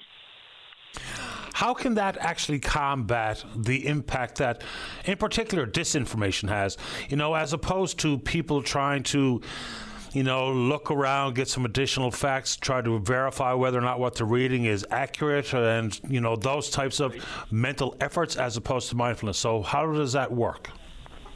Right. Well, definitely what you just said there, Patty, is key. But mindfulness can complement that by giving us an actual way that we can, when we're in a situation, we can, instantly sort of rouse ourselves and open our mind to something bigger. Might just be for a moment or two, and then when we decide we're ready to take a look again, we're looking at it with a fresh mind. So that, in addition to what you're saying about fact checking and all that, I think this is a way that we can complement that. I think there's also a gray area where something that is offered as opinion is written like a fact, which really is confusing for many, because there's lots of people out there who have big voices in the world, especially on social media, and they offer what is absolutely simply their opinion, but the way they craft a message is like they're reporting a fact. Then they just put some link in that is supposed to give some veracity to the claim. So people are purposefully doing this, whether or not it's for engagement and likes and retweets and all that stuff. It depends on the individual who's spreading it. But there's so much of that out there, it becomes extremely difficult to know whether or not you should actually take it at face value, treat it as an opinion, or a so-called statement of fact. It gets even more complicated, I think, when we talk about some of the most serious issues on the face of the earth. For instance, to know exactly what's going on in some of the war zones in this world, if you're reliant on social media for that information, there's a high likelihood that you're getting bogus information, which makes public discourse, political policy, extraordinarily difficult when you don't even know where to go for some of these places, which are hard to cover, even though you have embedded reporters in Gaza and embedded reporters in Ukraine and places like that. To know what's going on in some of the most contentious, dangerous issues on the face of the earth has really confounded me, and it makes it extremely difficult to follow along with any clarity. Yeah, for sure, Patty. And I think if we can go to the sources the news sources that we trust, and stick with those, we're going to be in a better, position to assess that. But it's really confusing, and that was why we thought that this would be a good topic to bring up and see how people are dealing with it, and offer, okay, we have a couple suggestions that could also help. Social media, I don't mind saying, I use it less than I used to, and I'm pretty sure once I'm done my career say, for instance, with this job, that's it for me. I'm done. I'm off social media in full. Right. It works for the show. It helps. Pardon me? You're not the only one I know that is not on social media, or that you're saying you're going to be making that switch. I am. I check into Facebook and I post some things, and so far the positives are outweighing the negatives, but that could change. Yeah, I'm probably in a bit more of a unique position, but anyway, I find it to be just more toxic than it is positive. And unfortunately, and it wasn't always that way, but more and more that's becoming the nature of my social media feeds. Andrew, give the folks the details, time and place for your upcoming presentation. Right. So this is on Zoom. And the way to get the Zoom link is if you go to the website and check in there, you can register. I'll be sending the Zoom link. It's at 4:30, and it's 4:30 to 5:30 next Tuesday. I appreciate your time, Andrew. Thank you. Thank you, Penny. You're welcome. Bye-bye. Andrew Safer, who's a mindfulness instructor. Let's see here. When we come back, Jim, you're next to talk about the fishery, and then we're speaking with you on a topic that is entirely up to you. Don't go away. Welcome back to the show. Let's begin this segment on line number 1. Good morning, Brandon. You're on the air. Yes, good morning. How are you? I'm doing very well, thank you. How about you? A friend of ours that you helped out a number of years ago has recently passed away. She had disabilities, and so she asked me to pass along the equipment that she had, such as an electric bed, a lift, and many other items to help others. if you wouldn't mind, I certainly would appreciate it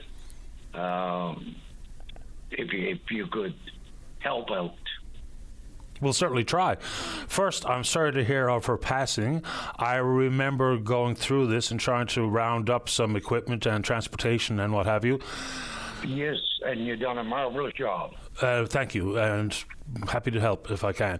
So there's electric bed, there's an electric lift. Can you describe what other pieces of equipment might be available? Well, there's walkers. Okay. There's a chair for getting into a bathtub. Like there's and then one or two other items.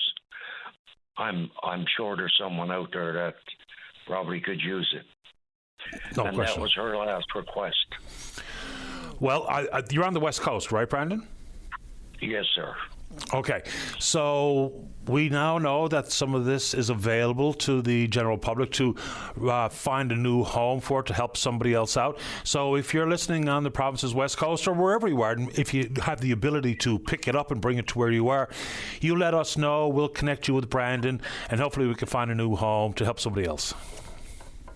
Very well, sir. Well put. I thank you very much. I appreciate it, Brandon. We'll be in touch if we hear from anybody. Thank you. You're Have welcome. a marvelous day. The very same to you. Bye-bye. Bye. Yeah, so you just heard him describe electric bed, lift, and a variety of lifts. So no question, there's going to be someone out there listening to this program or know somebody who might be able to use that equipment.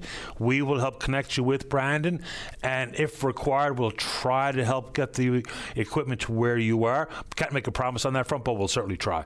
Let's go to line number 2. Rosalind, you're on the air. Good morning, Patty. Good morning.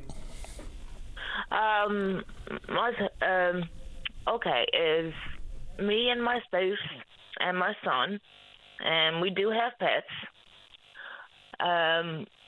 We got evicted in March, and we have to be out by the end of the month. Now, I think it all started over my stepson. He had problems with the landlord, and they had a falling out, so he had to find a place. And then when he found a place, a couple months after, he evicted his sister, he evicted his mother, and I'm with his father. So then when I got the eviction notice, it said that they were taking a different avenue with these apartments, and they were gonna, so we had to be moved out by the end of June.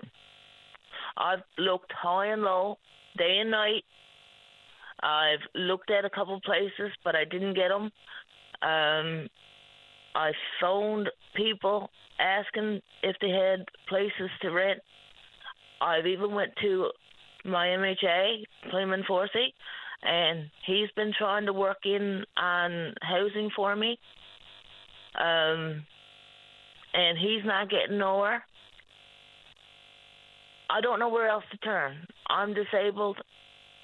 I use a wheelchair and elbow crutches, and I can't get around on my own. So I don't know what else to do. So you're being evicted, and I have no idea the circumstance. You mentioned your stepson, but is it that you can't find anything, or you can't find anything that you can afford? Can't find anything because, like, we've reached out to landlords. You know, every place we've seen, we ask for a viewing, and like some landlords, we got pets too, right? So I know that's a big problem there because a lot of landlords don't want pets. It's part of it, yeah. And if they do want pets, they only want small to medium. Now, I got a big dog, an English Irish setter, and I can't find a place that wants a big dog. It's a very common issue for people who have big dogs trying to find a rental. I know it to be true. I mean, and some landlords won't even accept a renter who has any size of dog. Yeah, that's true too. Yep. Yeah,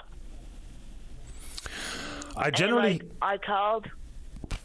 Go ahead. I generally have a little bit more luck being able to possibly help people in my neck of the woods, because I know some people in the property management world. In Central, not so much. But if anybody listening knows they can help Rosalind find a place that is accessible, affordable, and potentially will accept having a big dog as part of the rental family, if anyone gives me any sort of direction, we'll be sure to let you know, Rosalind. Okay, thank you. No problem at all. I'll let you know. Okay. Okay, good luck. But, What? Okay. Bye-bye. Okay, bye-bye. Yeah, tricky piece of business, like vacancy around St. John's. Well, 1%, maybe even less. Which of these do you want me to take before we get to the news, David? Let's go to line number 3. Good morning, Nigel. You're on the air. Hello, good morning, Patty. Good morning to you. Hello, my name is Nigel Rich from Natozis,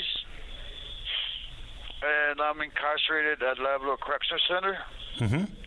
We are mostly natives in this facility mixed with Innu and Inuits. I'm speaking for most people who are experienced disregarding and discrimination towards inmates across Labrador. What are you saying? This facility is ongoing repair, but we are taking our outdoor rec and fresh air. By taking our outside rec, we are unable to have our traditional ceremony sweat lodge. The sweat lodge has been used by our ancestors for healing purpose, and that is why we feel it only would benefit us by practicing our way of life. The other big issue is medication reasons. It takes weeks to see a doctor. We fear our human rights are not being honored. It shouldn't take weeks to see a doctor.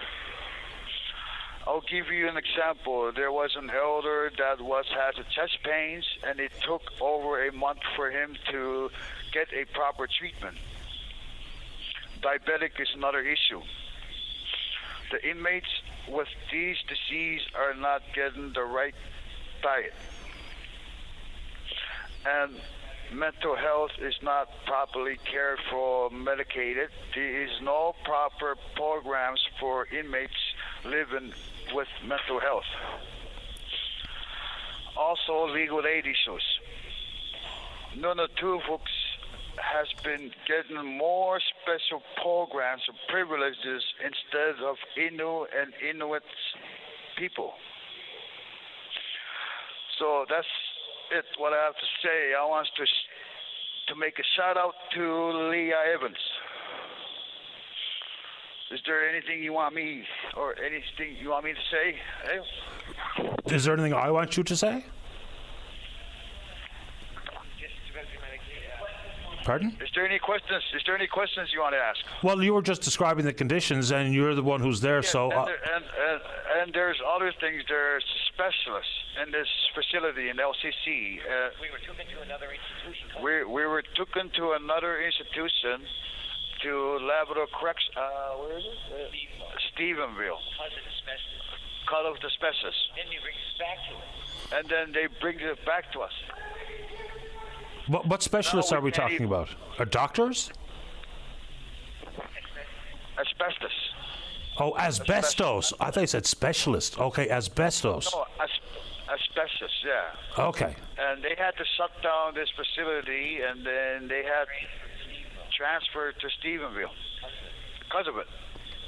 And then within a month, they bring us right back to the same institution. Okay. Yeah, and a month later, they send us back to this institution.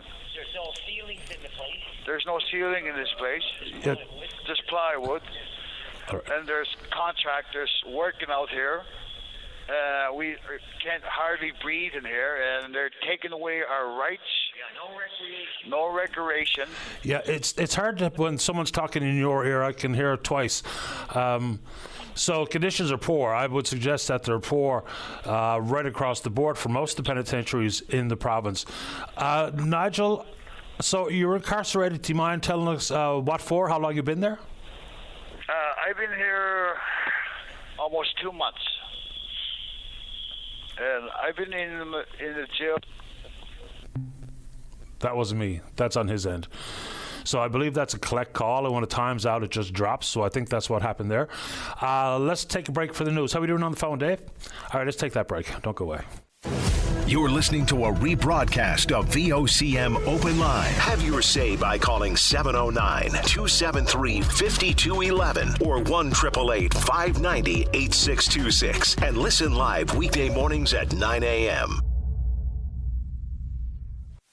Welcome back to the show. Let us go. Line number one, say good morning to a candidate running in Ward 1, the city of St. John's. That's Miles Russell. Miles, you're on the air.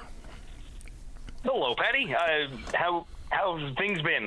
So, not too bad for me. I'm a busy boy, but all good. How about you? Hello? Hello? Hi, go right ahead. Oh, sorry. I lost you for a second. Yeah, no, that's good to hear. What I wanted to talk about today was something that hasn't really been discussed in municipal politics, as far as I'm aware, anywhere really in the province, is a Vision Zero plan. That's one of the kind of the three tenets of what I want to talk about in the candidacy for Ward 1. It's generally, not sure if you're familiar with a Vision Zero plan. Yeah, I only know limited amount about it, but it's basically just road safety strategy, based on data-driven decisions as opposed to political whim. It also incorporates things like everyone who uses the roadways has a shared responsibility, those types of approaches, I believe. Yeah, so it's more goal-driven. So there's a lot of policies that are kind of they don't have a fixed term. There's not a fixed quantity of anything. Vision Zero sets a hard. We got a bit of a wonky connection. So to also end all accidents for all road deaths, but it's specifically focused more around people outside of a car. Okay. Yeah, so it's something that, you look through City St. John, City Mount Pearl, and the other municipalities, and they aren't talking about these things. They're not actually trying to put forth a plan that eliminates all road deaths, and it's kind of baffling why, because it's a good aspirational goal, same as like if you're talking about housing, to set a hard limit, like we want to build 2,000 homes in the next few years. So when municipalities have a hard goal of something to achieve, it's something they can fail at or succeed at. It's a metric, and a metric is nice to have. And, as mentioned before, last year was the most lethal year for pedestrians in St. John's history. This year is not looking much better, and with the Canada Games coming up, I am fearful for what might happen for busy people rushing around the city. And, it's an overarching strategy, and it's everything from, like you said, it's everything from traffic calming to slowing speed limits, which, again, St. John's has the highest average speed in the Metro Avalon area. Our lowest speed limit roads are well above 50 kilometers an hour on average. We only have a few roads that go below that, and they're almost all school. So we have a lot of high, our residential roads, 50 kilometers an hour. When you get to Pearl or CBS or Paradise, it's 30 and 40 respectively. So, these are the initial plans, not that just dropping a speed limit saves lives, but it comes down to the road engineering. It comes down to making constrictions in roads, redirecting traffic in a way that's focused on slowing cars down in general. And it's really something I think a lot more people need to talk about, because when a tragedy happens, and, nothing's learned, nothing is adapted. So that's something I really want to focus on helping people understand that the city can do these things. These aren't expensive changes. In fact, a lot of it can be done with just a few concrete barriers that are repurchased and, moved around the city. So I really like to talk about that more in the future, but I just wanted to introduce that concept, have people have a look into it. Again, we don't have municipalities or any real people in our candidacies for municipal elections talking about it, definitely not provincially. But I think it's a strategy that's really important for us to really help, make sure our road safety is a top priority for people. How does it incorporate evaluation in the long term? Because sometimes when we do traffic flow reports, things change. Volumes change, frequency, time of travel changes. So does it incorporate that long-term look of continuously evaluating how the strategy is working? Because far too often we do a review and a report, and we put in a concrete curb bump out or a speed bump, and we think, well, that's the calming measure. That's, we wash our hands of it now, we've done our part. But things change. Agreed, and in fact, we're seeing the city starting to really take that approach, but it is not nearly aggressive enough, in my opinion. We still have major parts of the city where a pedestrian, even in the core of the city, might have to walk almost a kilometer to get to a crosswalk, including parts of Torbay Road, Topsail Road, our major thoroughfares like Kenmount Road. You could, in some spots, travel quite a distance and not have a safe place to cross, and people still cross because they're looking to save themselves the most time. So you're right. If we start, we could enact a vision plan, but a vision plan does involve going back. And if a tragedy were to happen, we're not blaming anybody. The goal is then let's prevent this thing that happened. Maybe it involves making a road one way in the morning. We have done that in the past. St. John's used to be fairly aggressive with, areas like Georgetown and Rabbittown have a lot of one-way roads, complicated networks where there's four-way stops where the St. John's doesn't really do that much anymore, though it's a very good measure. We're starting to see there's things like with the rising size of vehicles, St. John's love to put in what's called a speed cushion. And without getting too much into technicality, it's built for that something like a Metrobus can go over it without having to slow down too much. But it impacts more residential vehicles and non-commercial better. The problem is with larger SUVs and wider pickup trucks, they also can use the same benefit and more or less go through them at speed. So other strategies can certainly happen. It's something that does need to adapt. But again, I just want to bring it up to people. Let it kind of soak into people's heads. There's something a lot about because I think it's a very important thing. St. John's should have a goal on road safety, housing, all that as well. But I think road safety is a critical thing, especially if the city is going to try to get people into active transit and public transit. No one wants to walk to a bus stop on a 5-lane road where everyone's driving 75 kilometers an hour. It's just not safe. So we really need to address those issues if we want to have a good modal shift to give people transportation options so they can get around the city however they'd like. Yeah, wouldn't that be nice? I mean, even from, let's just say, a decade ago, driving, walking, biking, running, jogging, on your scooter, everything has changed in this city. The congestion is out of control. The vast majority of the city, you mentioned the core part of the city itself, was never designed for this volume of traffic, this volume of pedestrian, jogger, scooter rider, biker, or whatever the case may be. So a real careful evaluation of how to strategize best to make it safer is long overdue. I'm a motorist in this city. I ride my bike in this city. I walk in this city. All of them are not equally dangerous, but they all present a different level of danger, but they all include much of it. Yeah, and you bring up a good thing about having options for people. When we talk about you bring up micromobility, it's a thing that cities are not adapting fast enough. Like, I own an electric vehicle. I also ride an electric bike. I also take public transit. Like yourself, I like to get around the city in whatever's the most convenient, cost-effective manner. But we're starting to see a lot of cities with the rise of e-bikes and micromobility. It's really amazing for senior access and, folks who have, a physical issue. They need, assistance getting around. Electric mobility vehicles are fantastic. And municipalities are not ready for the number of vehicles. I mean, in most of the world, we're selling 4 times, depending on the country, micro compared to regular electric vehicles. And like those little electric mobility vehicles are absolutely fantastic. But again, we don't have any space for those people to drive because they're too fast for shared use paths. They're too slow to be in mixed traffic with the type of vehicles we have. But we have lots of space. And, when we talk about traffic on the East End, you're familiar with how much of a meat grinder Torbay Road is. And Torbay Road, we're looking at things like regional transit. Again, in a Vision Zero plan, it would be something like saying Torbay should have a bus. The town of Torbay needs a bus into the city so that 100% of their people do not need to drive in a car. I don't expect a lot of people would be hopping on an e-bike to come from Torbay into St. John's anytime soon, but there's also no infrastructure for them. And again, Torbay Road is an industrial-sized road for an urban environment. The lanes are exceptionally wide. But again, all these things are part of a Vision Zero. And it's really, again, it's a people-first kind of focused element to look at. But yeah, that's something, again, we'll talk about it more in the coming months. But glad to start some conversation about it. Yeah, and I'm glad you called, and I wish you good luck on the hustings. So, look, this is not about residents of one community or another, but when you go past Stavanger Drive heading into Torbay, the behavior of the motoring public changes dramatically. It's like there's a switch that you drive over at the Stavanger intersection. All of a sudden, It's madness. Like, I only know that because I spent 6 weeks going in and out of there once a week in the evening for puppy school. And I thought to myself, what's going on here? The drive up Torbay Road was one thing, and then you cross Stavanger, it became quite a different feature of motoring behavior from then in. And that, again, to finish off on something that you can talk about directly from personal experience, myself included, that road is built at an industrial size. Again, all the lanes are built for, all 5 lanes, including the center lane, are built for heavy tractor equipment. They're over the national average of what's required. And what happens then is there's something called the perceptive speed people want. So if you're on a straight road with nobody around and it's 6 lanes wide, your mind goes, I can drive 120 on this road. There's no one around. And we do see that. We see people speeding recklessly on that road. So even though, part of the Vision Zero plan would be that road has a 50-kilometer-an-hour speed limit for a reason. It's because there are instantaneous stops for all the businesses and houses.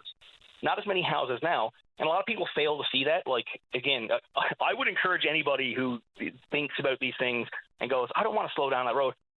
Just please walk up Torbay Road. If you can, just like get out of your car even for once and just stand by. And like, it's really jarring and frightening to have a large vehicle fly by you in a 50 zone doing 75 or 80 kilometers an hour. So, things like narrowing those lanes down to add in some space for some multimodal transit, for for small micromobility vehicles. These are all strategies that are part of Vision Zero, but it does require the kind of engineering bottom-up change that the city really needs if we're going to tackle anything from road safety to housing affordability. Yeah, the width of a road tricks your mind.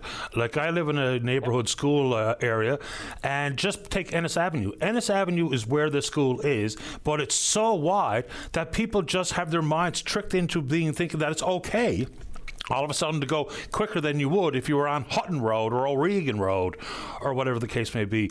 Miles, I appreciate your time, sir. Wish you good luck. Thanks so much. Chat again. You too. Bye-bye. Let's take a break. When we come back, Martha wants to talk about seniors' apartments. Verna's over in Wabana wants to talk about the ferry, and then we're speaking with you. Don't go away. Welcome back to the show. Let's go. Line number 2. Verna, you're on the air.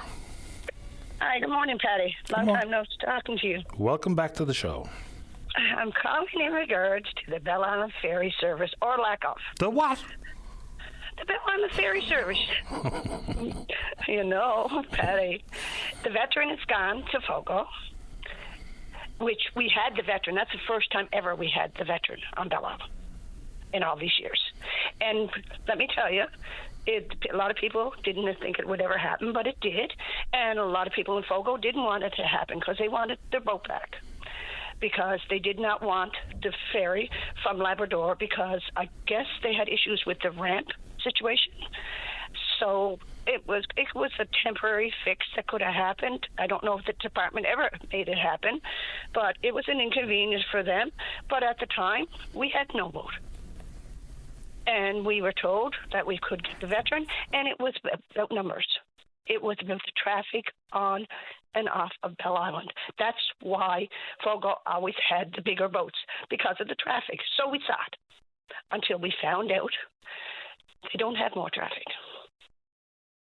The veteran is gone back to Fogo because of the fisheries.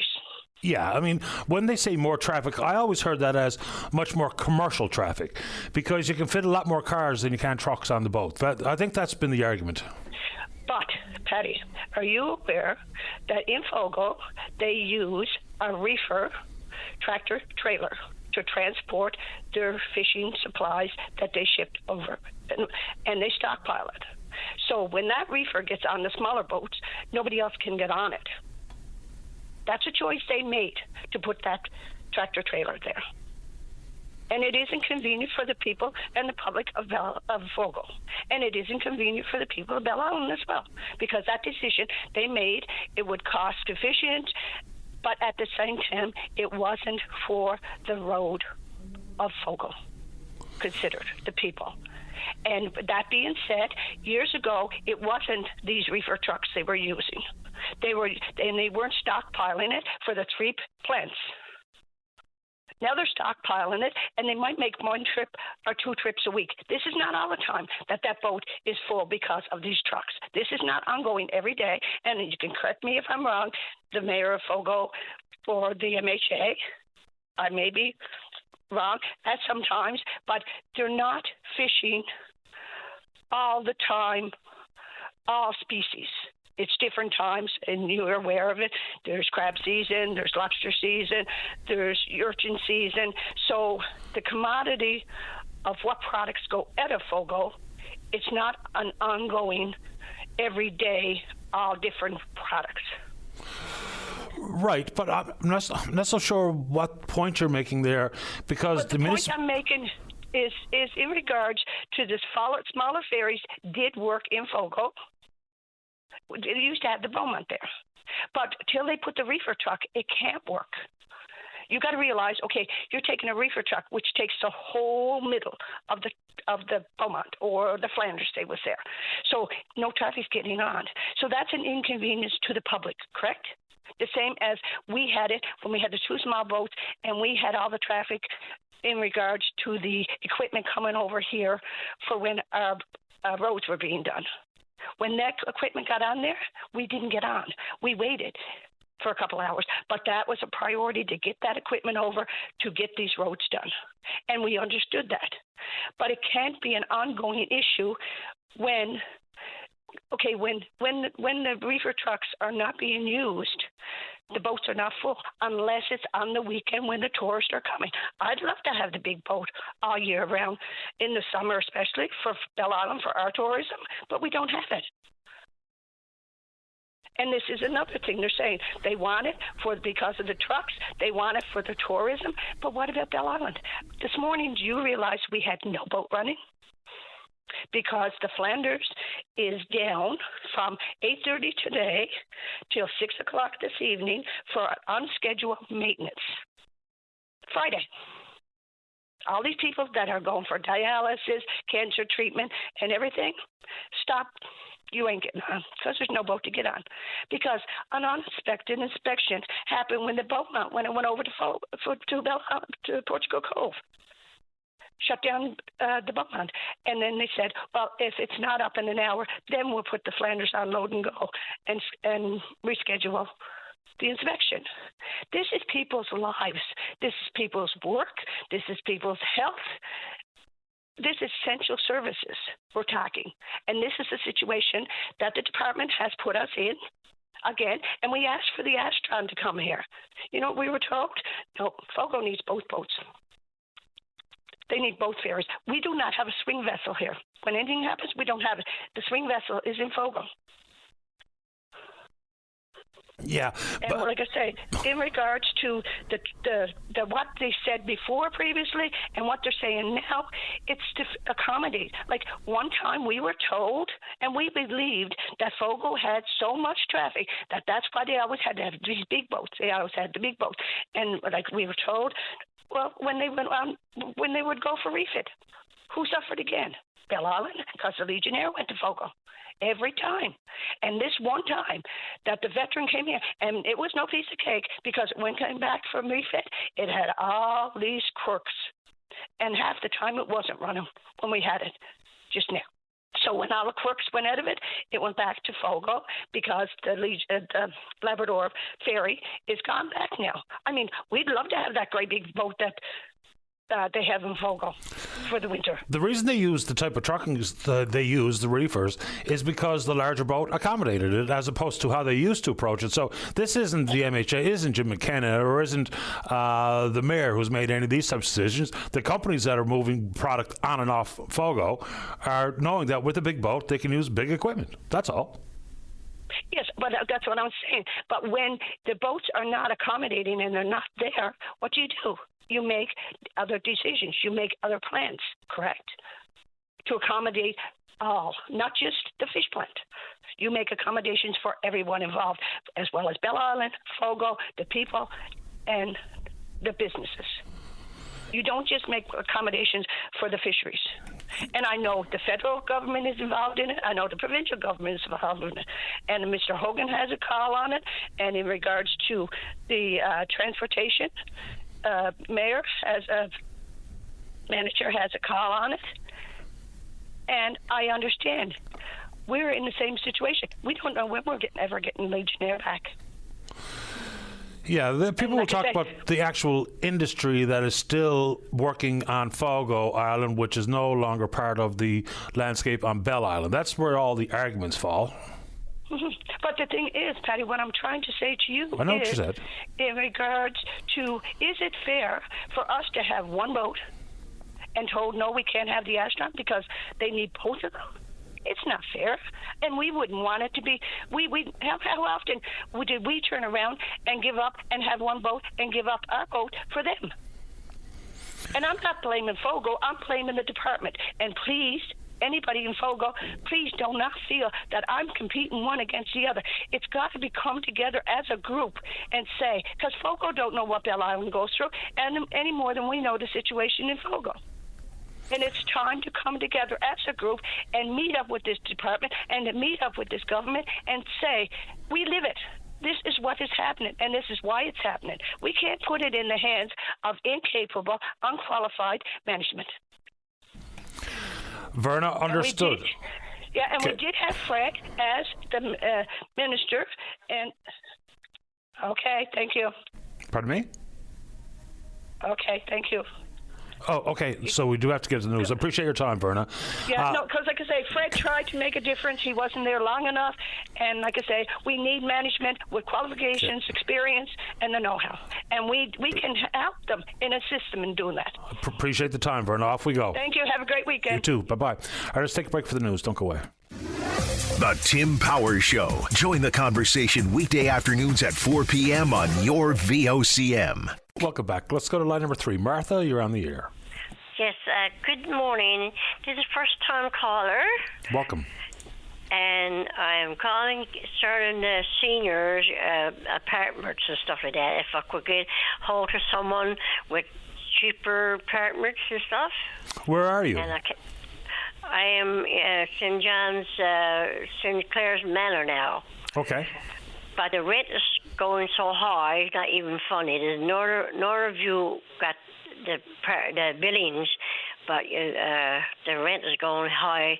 My friend just moving out now the last of the month to a place St. Teresa's got on the go for just seniors alone. And there's a fully furnished apartment, and it's only she told me it was only $500 a month. And what is it where you are, St. Clair Manor? St. Clair Manor on the first floor, apartment 101. And what's your rent? My rent is $950, and it's going to rise up again another $25. So now, my friend moved out because her rent was going up $75. So she moved off. She's moving out next week. And where's she moving to? Down where St. Teresa got the big bungalows for just seniors alone. Yes, ma'am. So is there not another one available in that particular facility? I phoned now. I phoned and the lady I was talking to, I don't know who she was, but she told me it was nothing available. You know, then it's just one gone. That's what Debbie, my friend, got. But Debbie told me, you know, there's only seniors allowed to go in there anyway, right? Right. So what you're looking for is possibly some feedback from a listener or property manager that might have a place for you. And so what do you need? Do you just need like a 1-bedroom apartment? One bedroom apartment, my dear, yeah. Okay. Do you need anything specifically in it for, whether it be accommodations for like handrails in the bathroom or any of those types of things? Do you need anything special or particular? Well, yes, I would, because I have a broken hip anyway, right? Okay. So I have to have something, you know, in the bathroom to help me out, like I got here, right? Okay, that's why I was asking, because I just want to make sure if we are able to help, that we help in the right way. So when do you say that you have to be out? Well, I never got no notice to get out yet. Okay. But, you know, I just want to move out. I can't afford to pay any higher rent, because I'm only getting an old age pension, and it's just $1,500 a month. My rent comes out $950 at a dad, $170 for lights, $45 for my phone, and $30 for my medication. What have I got left for food? Nothing. No. Okay, so leave it with us. We will send a note out to the people that I generally contact about these things. If we can help, Martha, I'll call you back personally. All right, my love. I appreciate that very much. No problem. Good luck. You got my number anyway. We do so, yeah. Oh, okay, my dear. Thank you. You're welcome, Martha. Bye-bye. Bye-bye. So for our property managers who do listen and contact the show, if that's something you think you can accommodate Martha with, you let me know. I'll let her know. Let's go to line number 4. Ryan, you're on the air. Good morning, Paddy. Good morning. Can you hear me okay? I'm on speakerphone. It would be better if you picked up the receiver. It would be clearer. I don't know. Yes, sir. Good day. Day 2. What's on your mind, Ryan? Yeah, I was listening to your show about, say, 8 months ago. And this woman was on talking about her son in the penitentiary and talking about mental health care for him, stuff like that. And after that, a retired lawyer, I think it was, came on the show and said that the doctors is not allowed to force drugs on people. It was up to themselves if they want to take drugs. And that's not what goes on, Paddy. Are we talking about medications, you mean, as opposed to... Yes, okay. medications, sir. Yes. Okay. And I've had it happen to me many times. Drugs been forced on me and I didn't want to take it. And the medications only screws me up. Makes me sick. Yeah. And I was wondering if you knew anybody that could help me, I don't know, keep the drugs from getting forced on me and probably get compensation for all the times that I've been on bad medication. Okay, so is this in a penitentiary setting or you're being forced by who? No, pardon? You're being forced to take medications by who? Well, the doctors, right? Okay. So I just want to make sure I understand here. So is this like something to do with a mental health concern, or what kind of medications are we talking about? Yeah, mental health, yeah. Okay. I think there are provisions in the Mental Health Act for this type of decision-making by your doctor. You can ask questions of and or file complaints with, say, for instance, the College of Physicians and Surgeons. You can ask questions of the Newfoundland and Labrador Medical Association. Those are the two bodies that I would consider contacting with your circumstance. Well, I've been patient under a lot of psychiatrists, and they pretty much are all the same thing. I got diagnosed back in 2000. And as far as I'm concerned, it's a wrong diagnosis, and I've been on wrong medications ever since. And they tell me that you had your diagnosis back in 2000, and that's the way you're going to treat it, and that's all it's doing. Yeah. And, it's bad, buddy. I'm not entirely sure what your circumstance or diagnosis would be and why you think it's wrong or why this prescription is being handled the way it is. But if you have some specific concerns, there are places to turn to formally either file a complaint or to get some more information about how this can happen. That's what I would do. Well, like I said, I tried other doctors, and I tried a lot of lawyers. Firms in Newfoundland and outside Newfoundland, and one outside Newfoundland that I got referred to by Newfoundland lawyers, and they all say that they're not going to take the case. I don't know, but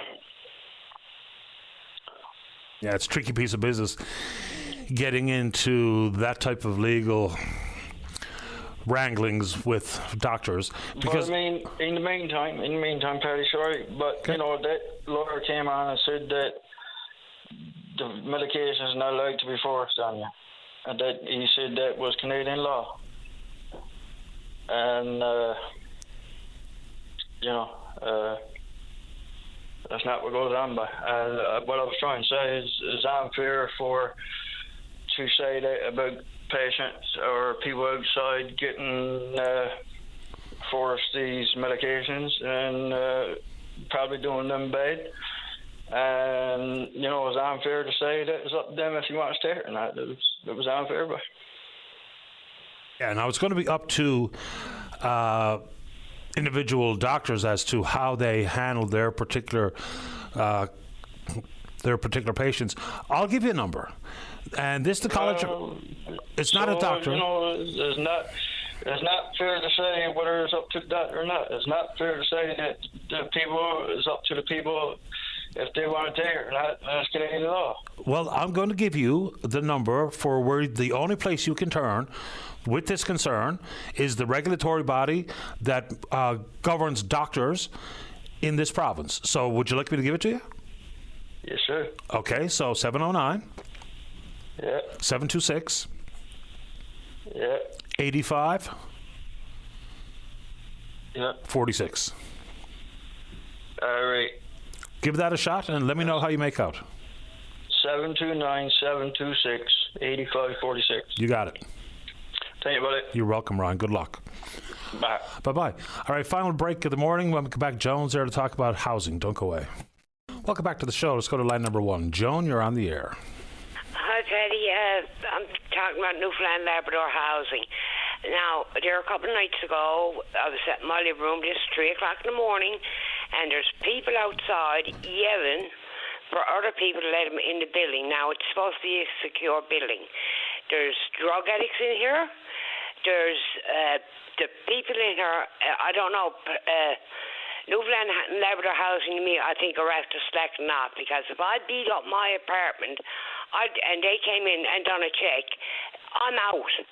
But there's people in here with their apartments set up, and they just recently, there last year, they painted the walls, put down new flooring and everything out in the hallways, and the holes in the walls are unreal.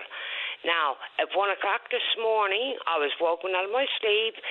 The smoke alarm went off, or the fire alarm went off. Then, a little while after, at 2 o'clock, it went off again, and at 3:30 again this morning. So someone is letting people in the building, and, they're doing what they like. I mean, I'm here 10 years now, and I love my little apartment, but, I mean, you're afraid to go to sleep. And to call the housing, and there's something we can do unless you can prove, unless you give names. You can't give names because you don't know if you open your door, your throat is going to be slit, right? Have you called the police? It's useless to call the police. The police won't even come to the building anymore, right?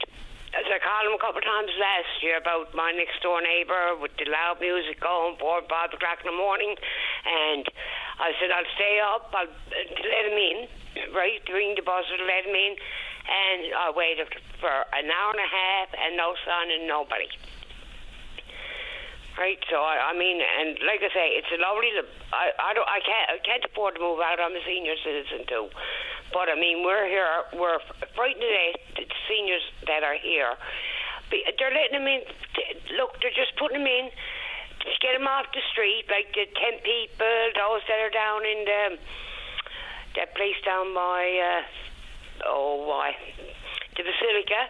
They're putting them in the building, and they're not responsible. Right, and we got to put up with. There's a good few elderly people here. I'm 70, and there's some people here up in their 80s, and I mean, you can't. The fire alarm goes off. You're trying, and you could just barely walk, and you're trying to get out of the building, and it's a false alarm. But Newfoundland Labrador Housing won't do nothing about it. Well, especially in Newfoundland Labrador housing, if we have people living in the units who are beating the place up or using it as a place to sell drugs from, then we can and should be kicking them out. It's the same thing with private landlords. We always talk about what the cops have to do, what the municipalities have to do. There's landlords out there that are listening to this show this morning that they know their tenants are wreaking havoc in their neighborhoods because they're either just violent criminals or they are drug dealers or both, and yet turn a blind eye as long as the checks don't bounce. So landlords is a good place to start when we're trying to make the place a little safer, a little more secure, a little bit more of a healthy place where you can live, with a bit of peace and quiet, and to not be fearful of, as you say, open the door and get your throat slit. That's right. And like I said, the one that was out there was after been out there all week now, and she's yelling out, "Mom, Mom!" Right? And I said to her 3 o'clock the other morning, I said, "Do you mind?" I said, "There's people here trying to sleep," and she plainly come out and say, "You go F yourself." Right? So what do you do? And call Newfoundland Labrador Housing, there's nothing we can do, because, I mean, I say to myself, I don't know, I'd probably know 3 or 4 people in the building buying it with their first name. Their last names, I don't have a clue. But unless I can get their full names and who they are and all this and report to the housing, but then, like I said, I'm afraid to do it, afraid something will happen to me or happen to my vehicle out on that lot. Right? I understand. And that's a hard way to live. It is, really. It is.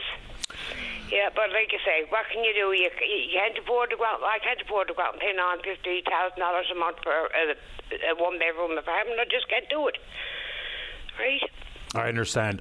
I wish it was different. There's a few things on my list to deal with Newfoundland Labrador Housing, and this is absolutely one of them. Joan, you take good care of yourself. Stay in touch.